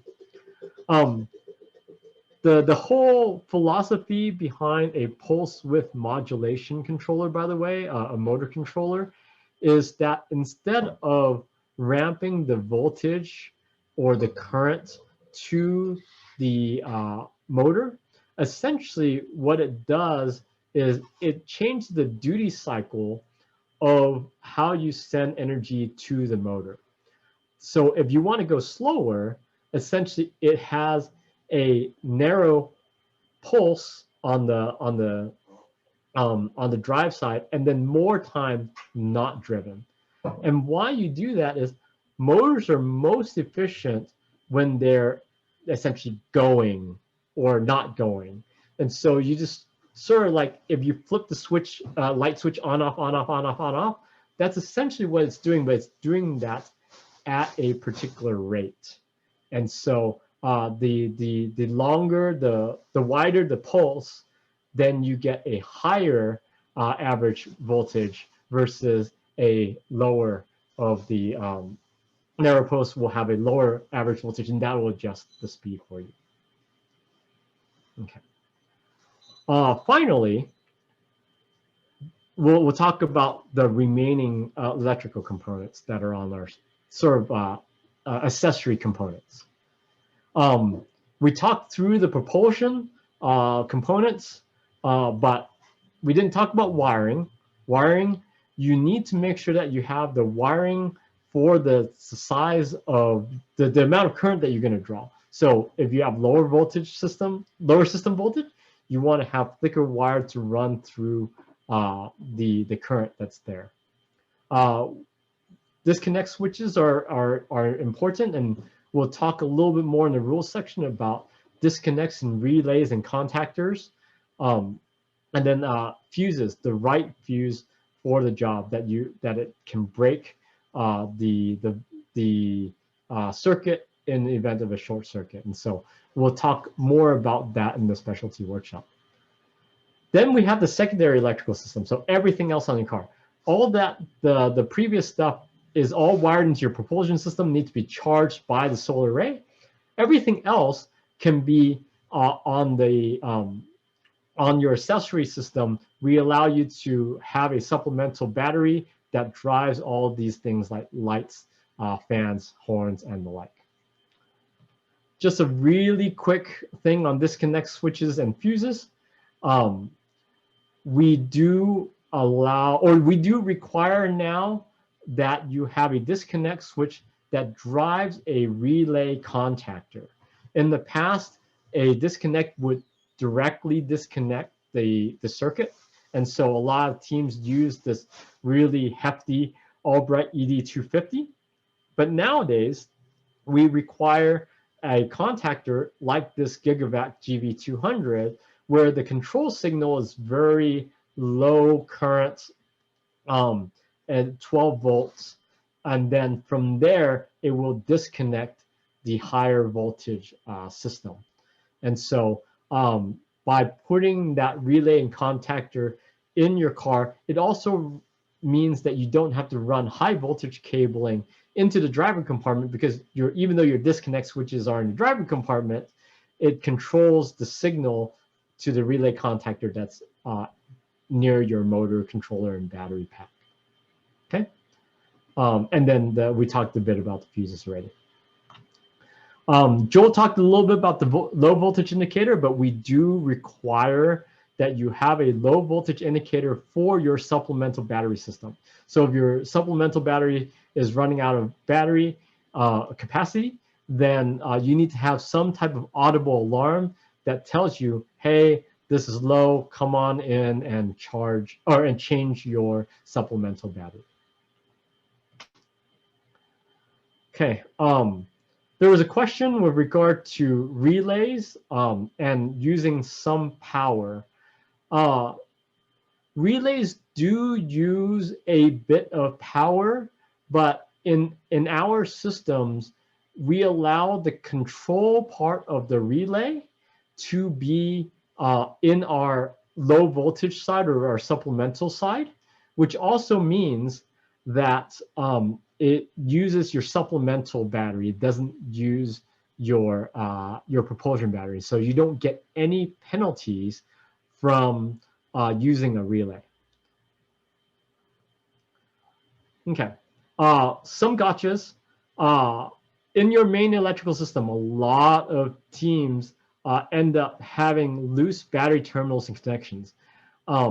We do require that you put a lock washer now on your battery terminals. And so those battery terminals should be tight, but over the course of time and over the course of vibration, these battery connections may come loose, and that would trigger heat, and it eventually could trigger a fire. So something to keep in mind there. Grounding to the frame is another common thing that happens. We don't allow, like in a traditional automobile, grounding to the frame. And so, but anytime you lay your wiring in your car and then you start working on your car, drilling and grinding and things like that, you might have some nicks in your wire, and so that may cause some grounding in the frame, which is pretty dangerous as well.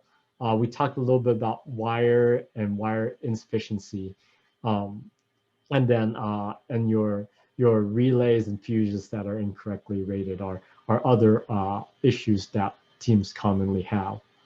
In terms of your secondary electrical system, we've seen a lot of grounding the frame as well, and you got to look at each of your components. Some components, if they're made for automobiles, might have like mounting hardware that is grounded to that provides the ground, and so you may actually have to isolate that ground that mounting hardware from your frame with some type of insulation material to make sure it doesn't ground to the frame. We don't allow grounding on either our main or secondary electrical systems. Switch reliability. We've had a lot of issues with brake switches where you they're sort of like reed style switches. So because they get pressed and depressed every time, they could start losing some reliability over time, and so you want to make sure that you test for that. Usually what we do is we use a normally closed switch and normally leave it depressed in its unengaged when the brake pedal is unengaged, and then when the brake pedal is engaged, then it sort of like flips it open and then it turns on the brake light. That's usually a nice way to prevent some type of reliability here. And then loose connections. A lot of teams like to use crimp connectors, and you can see that here. There's lots of crimp connectors that are here, which are nice and easy, but sometimes they come out. I like crimp connectors. They are great. They're easy to put on, but when I use crimp connectors, I would take out those plastic insulation and I'd put a dab of solder on each one of those. So you get the benefit of a solder connection and you get the flexibility of a crimp connection, and you get the best of both worlds if you do both. So definitely something that I would recommend. I forgot to note that in terms of disconnect switches, while you don't need to have big switches in terms of disconnecting a full array or the full electrical circuitry, you do need some sizable buttons so that you can push for off. And so the physical size of the disconnect still needs to be fairly large, but you don't need to buy these hefty contacts within those disconnects because you don't need to disconnect the high voltage circuitry that way. So that's the end of our electrical engineering section. I'll pause for questions and note that there was a question about where the recording for this webinar will be posted. Soon after the webinar, after the video is edited, this webinar will be put on our YouTube channel, and so you can look at our webinar section there. Are there any further questions with regard to this presentation? All right, next up on the list is Eric Andrzejczyk. Eric used to be with the Okemos Solar Car Team in Okemos, Michigan. Now he is part of our technology board, has been doing a lot of great things with regard to getting our staff technology running. But what's neat about Eric is that he has been playing around with artificial intelligence. He was looking at AI control of solar cars, which was mind-boggling to me when he talked about that. And he did a lot about telemetry stuff with his team. And so we've asked Eric to come and share a little bit of his wisdom on telemetry systems. So Eric? Okay. Thanks, Will. Yeah, let me go ahead and share my screen here. Okay. You see that okay? Looks great. All right, perfect. So I am going to be talking about telemetry and information analysis today, and how you can use data science to improve your solar car's efficiency. So just a little about me first. I'm at the University of Michigan studying computer science in the College of Engineering right now. I was the previous captain of the Okemos Solar Racing Club, 12-time hackathon champ, white hat hacker, love to code. Currently at U of M, I'm working in a research lab with some PhD students to try to figure out how we can find vulnerabilities in Android Automotive to take remote control of the car. So, fusing technology and software and cars together is really something I like to do. So, works well with telemetry and the Solar Car Challenge here. So, starting off going just kind of what telemetry is. You can kind of think of it almost as like the heart rate monitor of your car. You can keep an eye on how your car is performing, if it's healthy, if everything's running smoothly, kind of like you could monitoring someone's heart rate. So, telemetry can include basically any data you're collecting. So some examples in a solar car might be voltage of various things connected to your main system or even your supplemental system, current draw from different things, so how much current your motor's drawing, seeing that in your telemetry system, the temperature of different things, so knowing how your batteries are or how hot it is in that battery box right now. Even the driver's compartment temperature might be useful information to have. And then speed and GPS data, so knowing how fast you're driving, if you're staying on pace, that's something that could be helpful. You can throw pretty much any sensor, any recording you want into your car's telemetry system and add it in, and it's just going to be another data point for you to analyze. So why is telemetry important? I break it up into three main things: planning, troubleshooting, and communicating. So if you can adequately plan and figure out how fast you want to drive your car, if you can come up with a clear estimate of how many miles you're going to do in a day, you can figure out what your average speed should be. And if you can hold the perfect average speed for your whole day, you'll be running as efficiently as possible. If you are fluctuating between too fast and too slow, when you're driving too fast, you're going to be wasting more energy than you need to be and not running as efficiently as you could be. So, knowing exactly or really close to how fast you should be running can help you a lot in terms of efficiency. And then if you want to get, further into it, you could watch for cloud cover maybe and know to slow down a little bit if you're going to be pulling in less power from your panels. And you can, use the data you're gathering there and the data you've already gathered to know how hard you can actually push your car, what the limit is for temperature for various components, and how hard you can drive, how fast you can drive, how low your battery voltage can drop before you run into issues. And knowing all of that with data you've collected in the past, and then seeing that current data with your telemetry can tell you how hard you can actually push. And then into troubleshooting, if your voltage abruptly drops off with something, I'll give the example of if you've got your telemetry system monitoring the continuity or the voltage between, your throttle and your motor controller and your battery in your motor controller and your motor controller in the motor, and your car suddenly gives out, and you can go look at the telemetry and say, all right, the throttle and the motor controller continuity is good, The battery in the motor controller continuity is good, but the motor controller in the motor, something's not right there.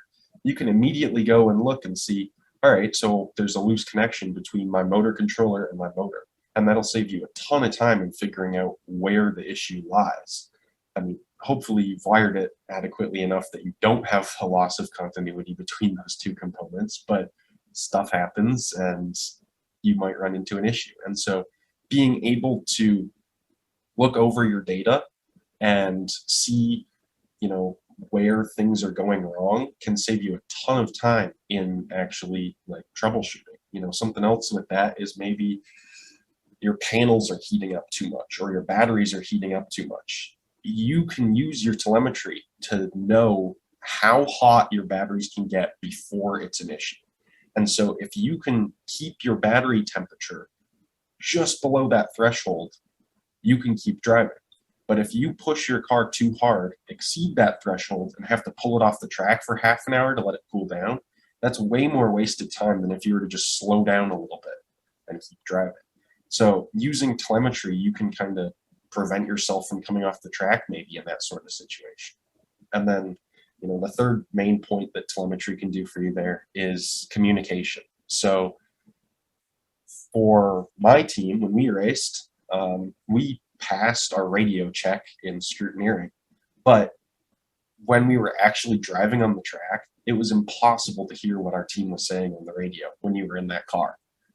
You could not make out anything. And we found that, yeah, we passed scrutineering, we actually were racing, but our radios were actually more important than we had realized, and we really struggled to hear what people were saying. And so building a communication system into our telemetry system there would allow our driver to, at a glance, see some messages. We wouldn't have to stop for a radio check. We could still, send a message to the driver through our telemetry system to say, yo, we just did a radio check, respond so we don't have to pull you off. I mean, we never did that, but you could. And then at a glance information about warnings and cautions. So on a track race, you might have a caution on a section of the track, or on a road race, you might have some hazard you need to know about. And the driver is just inundated with things they've got to worry about and pay attention to. They have to know, should I pass this car here, or should I wait until we go around this turn to pass? Am I keeping pace properly?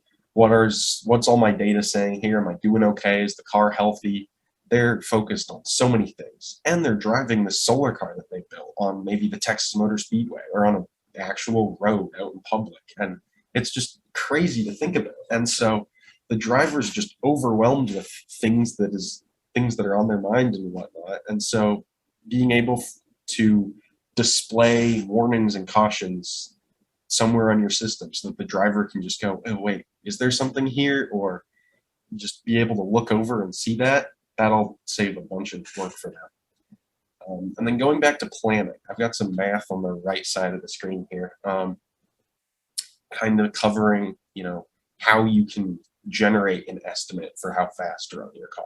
So if you take your total panel wattage, so the total number of panels, or the total number of watts you can estimate your panels to put out, multiply that by roughly 6.25 charge hours in the day is what we had found to be the case. You've got more hours in the day than that. Some of them, the sun's not quite up all the way. So it comes out to roughly 6.25 charge hours.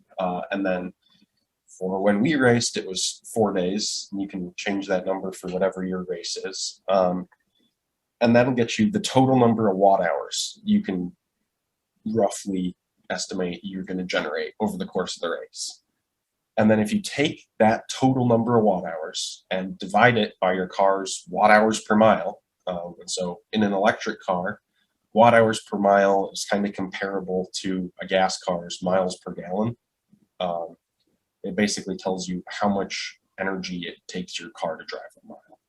And so if you purchased a shunt, or you've got the data for that in your telemetry system, and I'll cover that in a few slides, you can basically figure out how efficient your car is running.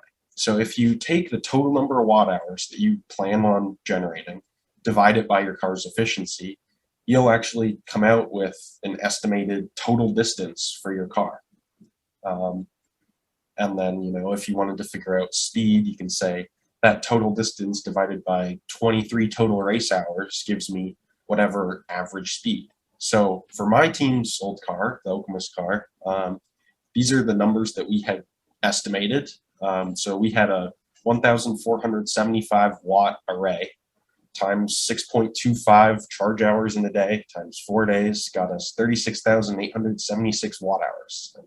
That was our estimate for the total number of watt hours we generate. And then dividing that by our car's efficiency of 83 watt hours per mile came out to 444.3 miles. And then if you go ahead and look at what the Solar Car Challenge official results had us at, it was 460.5 miles. So, you know, our estimations there were pretty close. And that doesn't factor in, you know, having that initial battery capacity when we started racing. And then there's other variables to consider there too. You know, batteries aren't 100% efficient. There might be other factors at play, but all in all, that's a pretty good estimation. And, you know, that can tell us, okay, we should run our car at 20 miles an hour and try to hold that pace. And that'll keep us more efficient than flooring it until we die and then just puttering along the track slowly. So how do we set, you know, a basic telemetry system? What can we do? So the first picture you see there, that's a shunt. That specific shunt on Amazon is, I think, $15. So if you don't want to set up a telemetry system, you know, the very, very far end of what I'd at least set up a shunt and something to log speed. That would be the least complex thing you could do and would be the bare minimum that I would say to do. That'll let you, using a shunt like that, that'll let you figure out how many watt hours per mile your car takes, how efficient your car is. And then using some GPS device, a smartphone, a watch, something that can track speed, you can put that in the car and let your drivers see what their current speed is. And so then your driver isn't guessing on pace, your driver can actually know whether they are on pace or not, and that can keep you driving at a more efficient speed. If your device there is storing and logging speed for you to look at later too, that's even better. Then you can open things up in spreadsheets later and go through all the data. But, you know, at the very minimum, a shunt and something to log speed. And then, you know, if you want to move up in complexity, add some more sensors into that, setting up something like the Pi Top. You know, you can plug in various sensors to that. You can add things in. It's not terribly difficult to set up. It's pretty plug and play.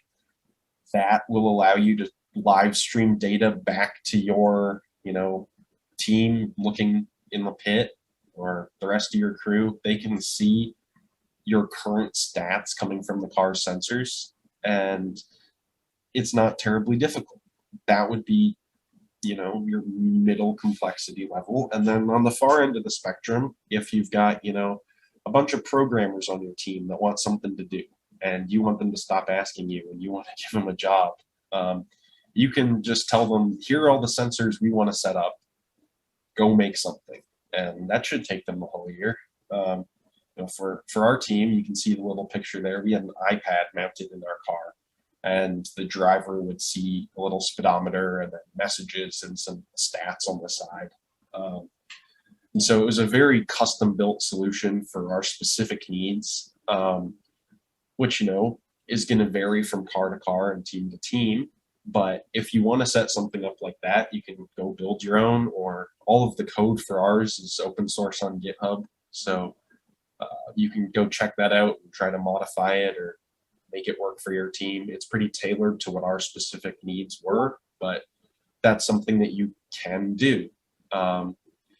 So it's a good, you know, system in terms of being able to analyze things on the fly for you. You know, our teams could figure out what our current watt hours per mile were.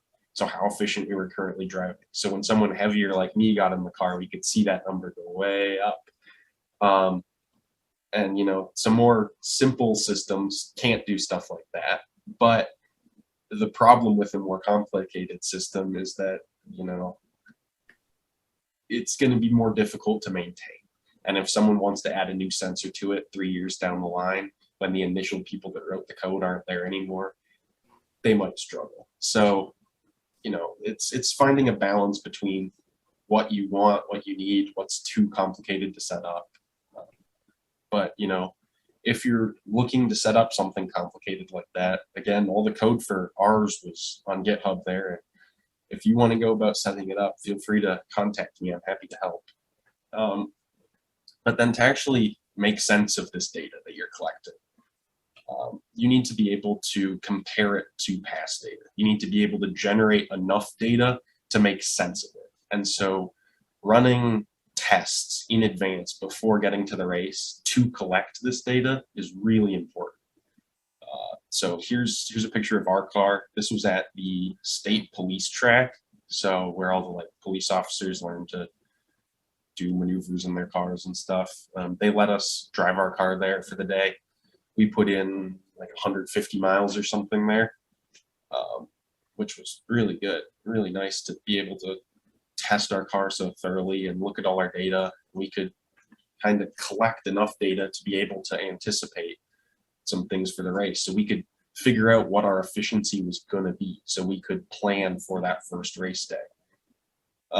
So I would highly recommend that before teams come, not just for telemetry purposes, but for, figuring out what's going to break in their car too.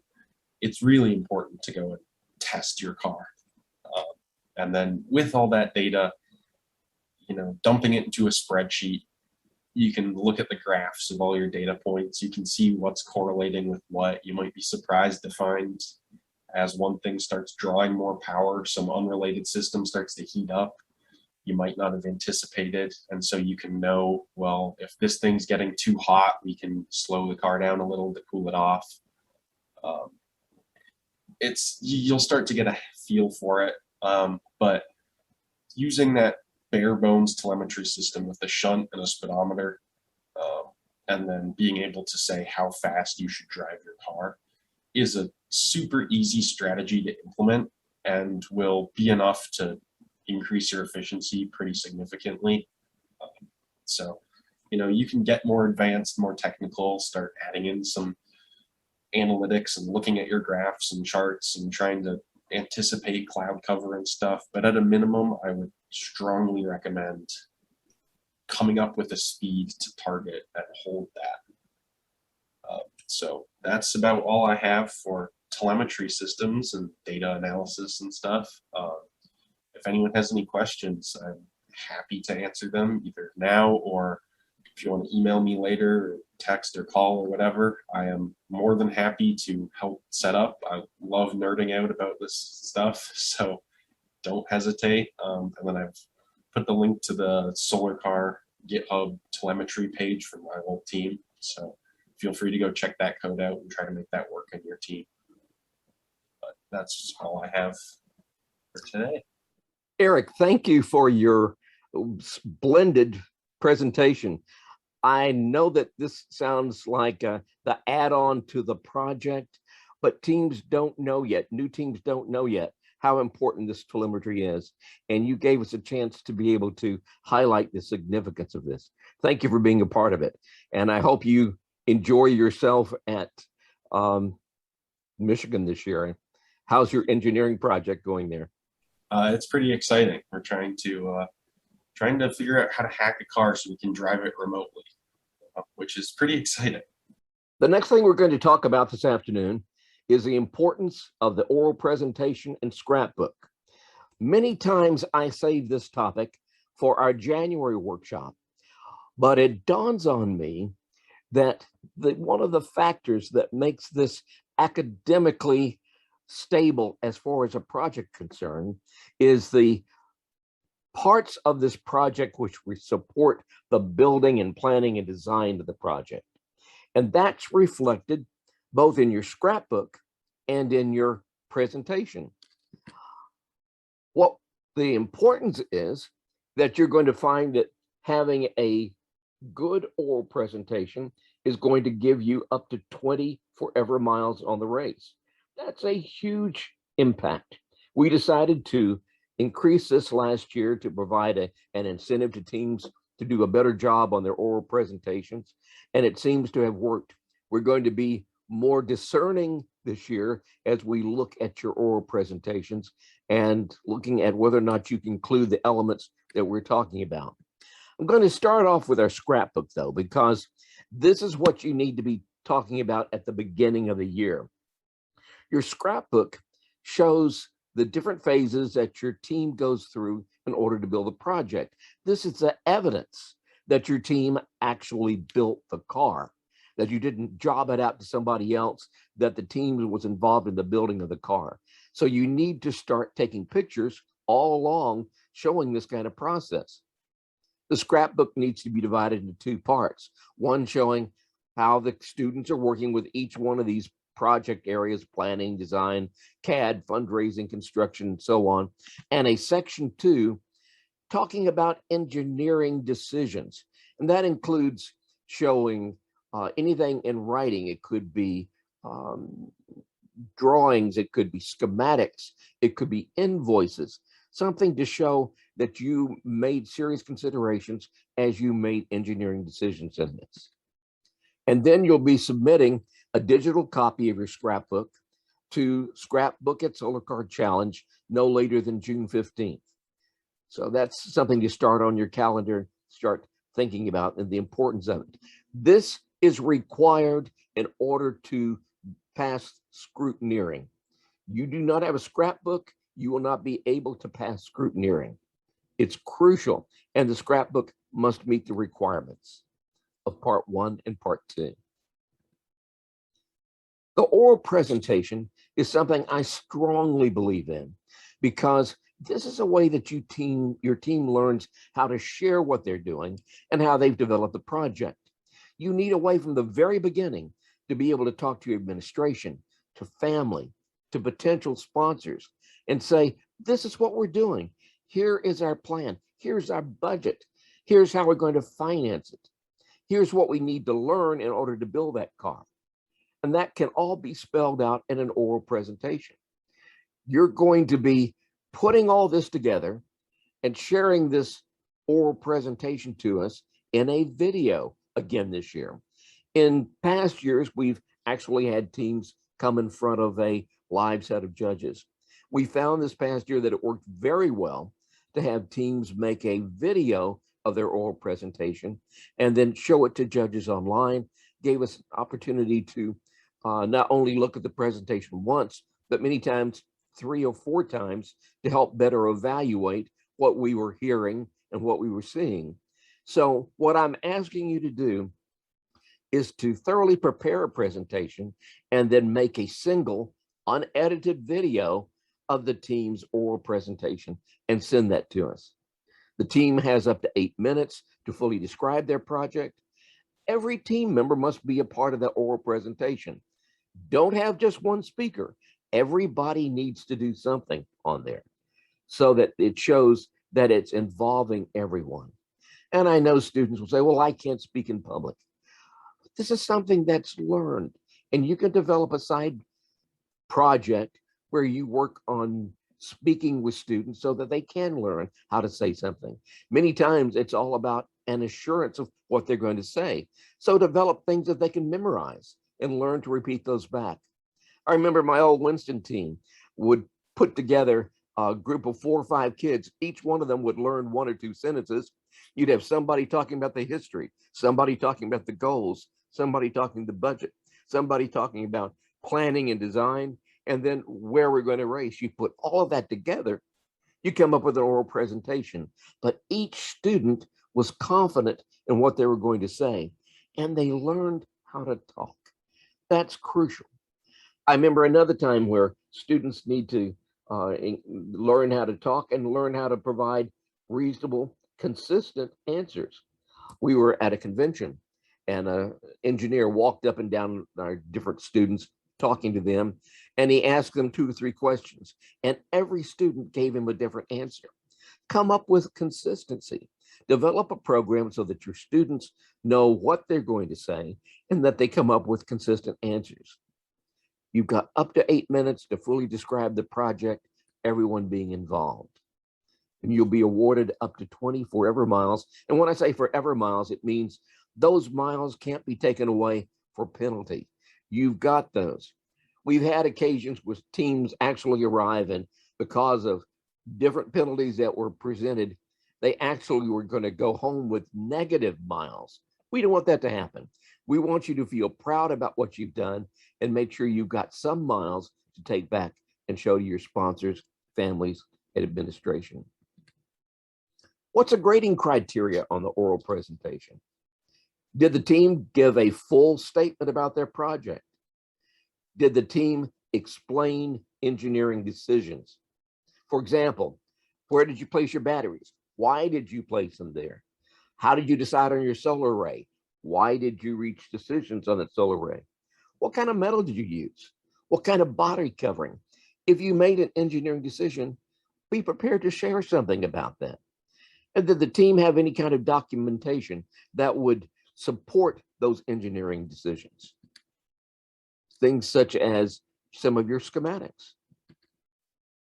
Did all team members speak? Was a presentation well prepared and rehearsed? You might have a fine presentation, but if you haven't practiced it enough, it comes off a little light. So you want to take the time to share this with everybody you can, with your families. You want to practice it with your administration. You want to go out to sponsors and have them have a chance to see this. This is a huge selling point for them. Was the team able to speak without the use of notes? You don't want to be looking down at something that's going to distract you. You don't want to break the eye contact between the speaker and the people who are watching this. Now, I did see some real inventiveness in the past. A group set up these cue cards that were way behind the camera that actually had some of the information set out that they're going to talk about, but you couldn't see that. All you could see was students who appeared to be looking directly at the camera, and they didn't seem to be using notes. Did you have some kind of visual aid? Or even did you use your solar card to explain your engineering decisions? And then did the scrapbook adequately support the team's project? I want to share some presentation tips because it makes a big difference. Here's a team getting ready to make presentations in front of live judges. But you've got some real positives here. You've got the team has coordinated what they're wearing. That's big.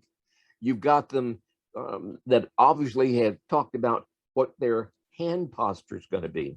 Most of them have their hands in front of them. Decide what you're going to look like.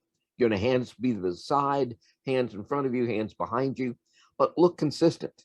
And maybe most importantly, everybody on that team should be looking at the speaker, who's ever speaking at that time. That tells the judges you're interested in what that speaker's saying. If you look away, you distract the judges. Look at the person who's speaking. Stand with similar posture. Keep the eyes on the person speaking. One of the things that improves the overall demeanor is having the same kind of clothes or something similar. And make sure everybody knows what they're going to say. That's all about practice.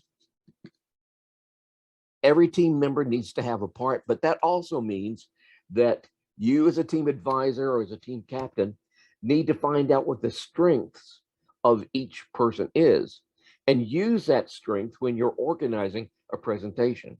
That may mean that one member may only say one line. It may be meaning because a person can speak really well that they speak a paragraph. But make it so that it suits your students, but everyone needs to be a part of this. Practice your presentation on as many people as you can. Practice speaking slowly. One of the things that I find that students don't realize is that everybody speaks differently and judges hear differently. It takes a little bit of time to adjust to your tone of voice and the way you enunciate your words. So speak slowly so we don't miss or misunderstand what you're saying. Don't make rambling comments. Choose your words carefully. Remember, you only have 8 minutes, and stand tall with confidence. This is what you would normally be facing if you were getting ready to do an oral presentation. But now you're doing it for them, but providing it by a video. So I encourage you to spend some time at the very beginning of your project thinking about this oral presentation in Scrapbook. It will mean a great deal to you for your sponsors and for your families. Thank you very much. And I'm going to turn the program over to William, who's going to be talking about rules for 2022. William. Hello, everyone. I'm back to just cover some of the subset of rules that we'd like to focus on, and to focus on some of the changes to the rules for 2022. The very first thing I want to remind teams of is that throughout the year, the rules may be clarified or amended. So we published the set of rules, and we have published a set of rules on September 1st, but we may issue updates or clarifications throughout the year. And so please make sure to check our event updates so that you can see any updates that we make to those rules. As we shared earlier in terms of how you get started, you really want to be reading the rules a few times. Don't just sit once, read it all, and say, I know the rules, we're done. But instead, you want to definitely have a, you definitely want to have a time where you read the rules over a period of time. Leave copies of the rules throughout the workshop. This was one of our workshops here, and we'll leave copies of the rules throughout the workshop so that we can refer to them as we design and as we build. I say follow the engineering life cycle. I'm a systems engineer now at an aerospace company, and so we go through this engineering life cycle where we lay out what our requirements are, then we design it based on those requirements, then we go and implement what we design, and then we verify after we implement. And so likewise, you can treat the rules as the requirements for the race. You're then going to design your car based off of those requirements, check to make sure that your design is right. You're going to implement it by building your car, and then you're going to check if you did it right. And then you're going to verify by looking through our scrutineering checklist and say, did I implement all the things in accordance to the rules? Because over time, you may have morphed some design or implementation because it was just a better design selection, or it was easier to build, but it may not have met the rule to the letter. And so you would have issues with that. So please make sure that you use the rules throughout the entire life cycle of building the car. Please also don't look at another car's design and assume that it complies with the rules. We put a lot of photos up. We put a lot of information about other teams up on the webpage, but every year the rules changes. And so they may have gotten a waiver because they provide engineering analysis. They might have been grandfathered in, though we don't have any grandfathering clauses anymore. So, don't rely on that. Make sure that whatever you design complies with the rules. In this presentation, I will note any rule changes from last year in blue. And so I'll go through that as we go along. The first section of rules is our registration information. The key things to note, as I shared previously with the crush zone, is that you do need to mark where your crush zone is in your mechanical drawings. And so we will ask you to do that and resubmit your mechanical drawings if you don't. Other than that, there's a set of other drawings and information that we need, including information, data sheets on your motor and controller, your solar array, your disconnect switches, fuses, and the like. And all of that is due on March 1st. And so that same information is in our registration document that you can find on our webpage. One of our key rules that we have is that this competition is for high school students. This is a high school competition. And so we want these solar cars to be designed and constructed by high school students, right? We don't want you to go and buy a car from another team, or get a hand-me-down from, let's say, a college team and just reuse it. We want you to, you can certainly buy parts. You could even buy an entire solar car from a solar car team, but you would essentially have to create your own frame and use the components from their car based off of your own design. So essentially, it's okay to buy, off-the-shelf components like a motor controller, wheels, and things like that, but you have to integrate it into your own design. Anyway, that's the fun part of building anyway. We talked a little bit about the divisions, but we do have 5 different divisions in our competition, and these are the key attributes of that. We went through that in the welcome part of the workshop. Some of the minor clerical updates that we made in the 2021 rules are these 3 items. In Rule 5.1.2, we say that you can have a 3-wheel car, but we have taken out the clause that allow for rear wheel steering. No one really did that. It was it's not really something you want to do anyway, but we clarified that you cannot have rear wheel steering. You can have rear wheel drive, but not steering.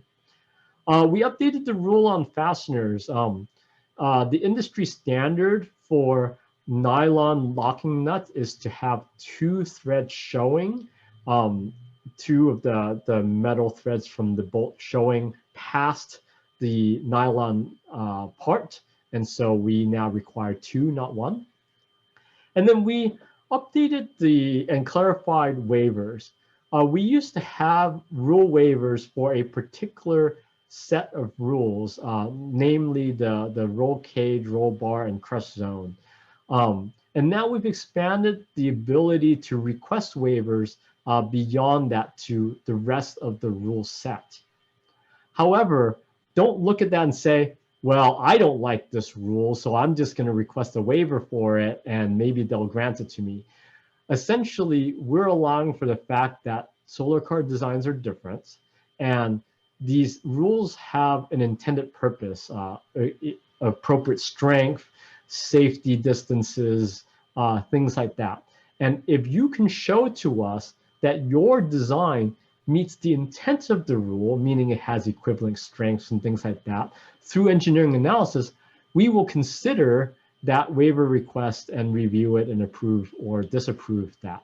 And so we've allowed for a wider set of waiver requests. We have not changed anything else about the waivers, which means those waivers need to be submitted by May 1st of a racing year, so that we can consider it and let you know whether or not it's allowed. After that, there is no waiver approval, so it will automatically be disapproved. We talked a bit about the crush zone, roll bar, and roll cage sections, and so I will leave this here, other than to say that this, as you hear by repetition, is very important to us, and it's very important for driver safety. We don't expect that we will get accidents that would occur on the race, but it can happen, and it has happened on very rare occasions. And we want to make sure that our drivers, the students in the car, are properly protected. The key part of the roll cage and the crush zone is that it's got to encompass the entire driver. So the roll cage is that part of the frame that doesn't deform, and the crush zone can collapse and essentially deflect the impact away from the driver. Some of the key electrical rules are the capacity. We say that you've got to have 5 kilowatt-hour max at a 20-hour discharge rate. A lot of teams don't get a 20-hour discharge rate, and they might use 24, which then changes the calculation slightly. And so you'll need to make sure you get 20, or that you calculate for the equivalent 20. The main fuse is another key sticking point for teams. You don't want to oversize your fuse because it essentially defeats the purpose of having that fuse. It's got to blow if you get a short circuit. So you've got to make sure that it's rated no more than 125% of the expected peak current. Usually that's calculated using your peak motor draw. The enclosures, the battery enclosure cannot be vented into the driver's compartment. So you can't have a hole from your battery box that aims towards the driver. And it can't be located in the front of the vehicle because in case of front impact, you don't want that battery to be the first thing that hits. One of the key rule changes for 2022 is that no high voltage wiring can be put in the driver's compartment. In the past, you have that high voltage wiring in the driver's compartment because your disconnect switches are there. But now that we say you have relays and contactors that disconnect the power, you really want to keep the high voltage wiring away from the driver's compartment, and we require it for safety purposes. And so you want to make sure that you design your car accordingly there. And then all the connections, high voltage connections, need to be secured by locking washers so that you don't get that vibration that breaks it loose and creates arcs that happen. With regard to disconnect switches, we do require 2 sets of 2 switches, and they do need to be these, big red push-pull type of disconnects. The only change we've made there is that you don't use the disconnect to directly disconnect the circuit, but that it drives the control circuitry for a relay and contactor. And so we expect that you would have a relay contactor for your array side and for your motor side. And so the diagram, which is the same diagram that you see in our rules, has an example for how you would wire this up. You would have your power trackers that run into this contactor there before it hits the fuse and the battery. And then of course you just collect the negative side from there. And if either of these array disconnects, either from the driver's accessible area or the external accessible area, then you would go and essentially trigger that relay to disconnect, and then it would break the circuit. And you would have an equivalent set here for the motor disconnect and the motor contactor. And so this is now the requirement for 2022. We would expect that it would make things safer for you and potentially even more efficient because you have less of a run of high voltage currents running throughout the car. Okay, with regard to braking, we talked about that in our mechanical section, but you can't link pedals together. And so that's the big change in our 2022 rules. Every part of the braking system, including the actuator, must be independent. You must have 2 sets of everything. With regard to the lights and the horn, a key sticking point in your design is that you don't put the right lights on your car. We essentially require a total of 6 lights. You have to have 2 pairs of turn signals, right? You have to have the front left and front right and rear left and rear light turn signals. And then you have to have a separate set of brake lights or stop lights. And so that's a total of 6. I know in conventional vehicles, sometimes they combine a turn signal and a brake light, but we don't allow for that. They're just separate lights. The total of 6, the stop or brake light must be visible at 100 meters. The rear and or the front and rear turn indicators visible at 30 meters at the appropriate angles, basically 45 degrees away from the light. So please review the rules for the specifics on that. The other thing is an audible warning. You must have a horn or some type of device that warns teams that you are passing. Certainly most important on a track race, but still important on a road race. You know, as your convoy passes another team, you'll want to be honking your horn as well. And so make sure that you have the appropriate horn. Mounted at front as far as possible and face forwards. A lot of teams might, for aerodynamic reasons, go and put it further back or within the structure, and that just makes it really loud for the driver, but not for anyone in front of the driver who's listening for that horn. So put as far as forward and have it facing forward. That's the best design. Driver safety. There's a set of driver safety rules that you need to be aware of, and the safety belt or harness is really one of the key ones. One of the things that we've done this year is to make sure that you mount the safety belt appropriately.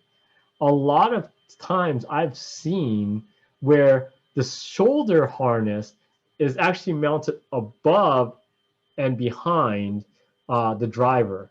And these safety 5-point safety harnesses aren't meant for that. It really needs to go over the shoulder and down, and then to some point below the driver. And so we now require that these shoulder belts be mounted vertically lower than the driver's shoulder for that reason. And so if you have multiple drivers, you'll want to make sure that this applies for every driver, that if you've mounted the shoulder belt lower than your shortest torso driver. Okay. Other things that we've seen, if you have an aerodynamic body shell like this, you'll want to make sure that they're attached to one another. This team does cable zip ties to make sure that they're tied together so that there's, it doesn't like shear off. And you need to make sure that you have appropriate roll bars or structural members that will deflect that body shell away from the driver if it does shear off. Windshield's got to protect the entire head. So we're going to be looking to make sure that the windshield is above vertically, the top of the windshield is above vertically the driver. I know that sometimes in motorcycles, they have them up front halfway, and they imagine that the wind will go up and over, but we're just not driving at that speed that would cause that to happen. So you got to have the windshield that covers the entire face and head.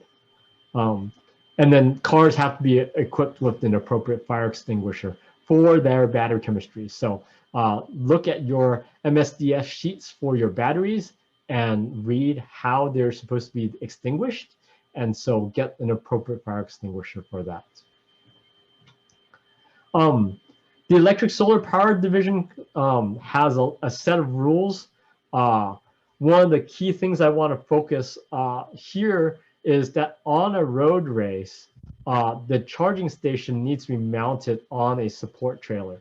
It doesn't need to be part of your convoy. If you choose not to, that's okay. But generally, you put it as part of your convoy so that your convoy can all pull off at the same time, and then you can do battery exchanges whenever you want. If you have a support trailer that's not part of your convoy, that's your charging station, then you would just need to make arrangements to meet your panel at a certain place and time. Okay. One of the neat things about the electric solar power division is that we asked you to do a special task each day to demonstrate your real world function. And we did some stuff during a closed track race based on the limitations of being on a track. It gets more exciting on a road race. So I look forward to seeing pictures of cars and drive-throughs and the like. And then our cruiser division is just an exciting division to be in. Read the rules carefully for that.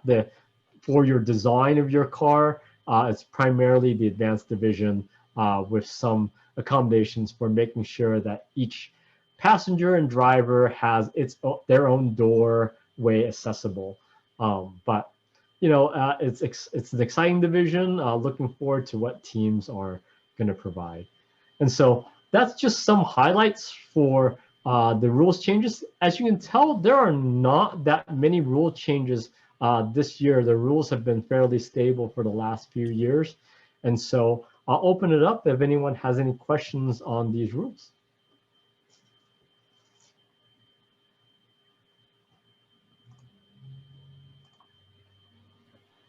William, I want to thank you for doing an outstanding job on the rules. And I want to thank everybody for being a part of the workshop today. We will be having a webinar in October that will be looking at roll bar, roll cage, and crush zones. There will be additional webinars scheduled, but don't forget to go to our YouTube channel so that you can see some of the specific webinars we did last year on particular topics. They will be very valuable to you. Thank you again for tuning in to us today. If you have any questions, please send them to me or to William, and we will respond to you. I like answers and to answer questions on emails because you then have a record of what we discussed, and so do I. So thank you very much for being a part of today.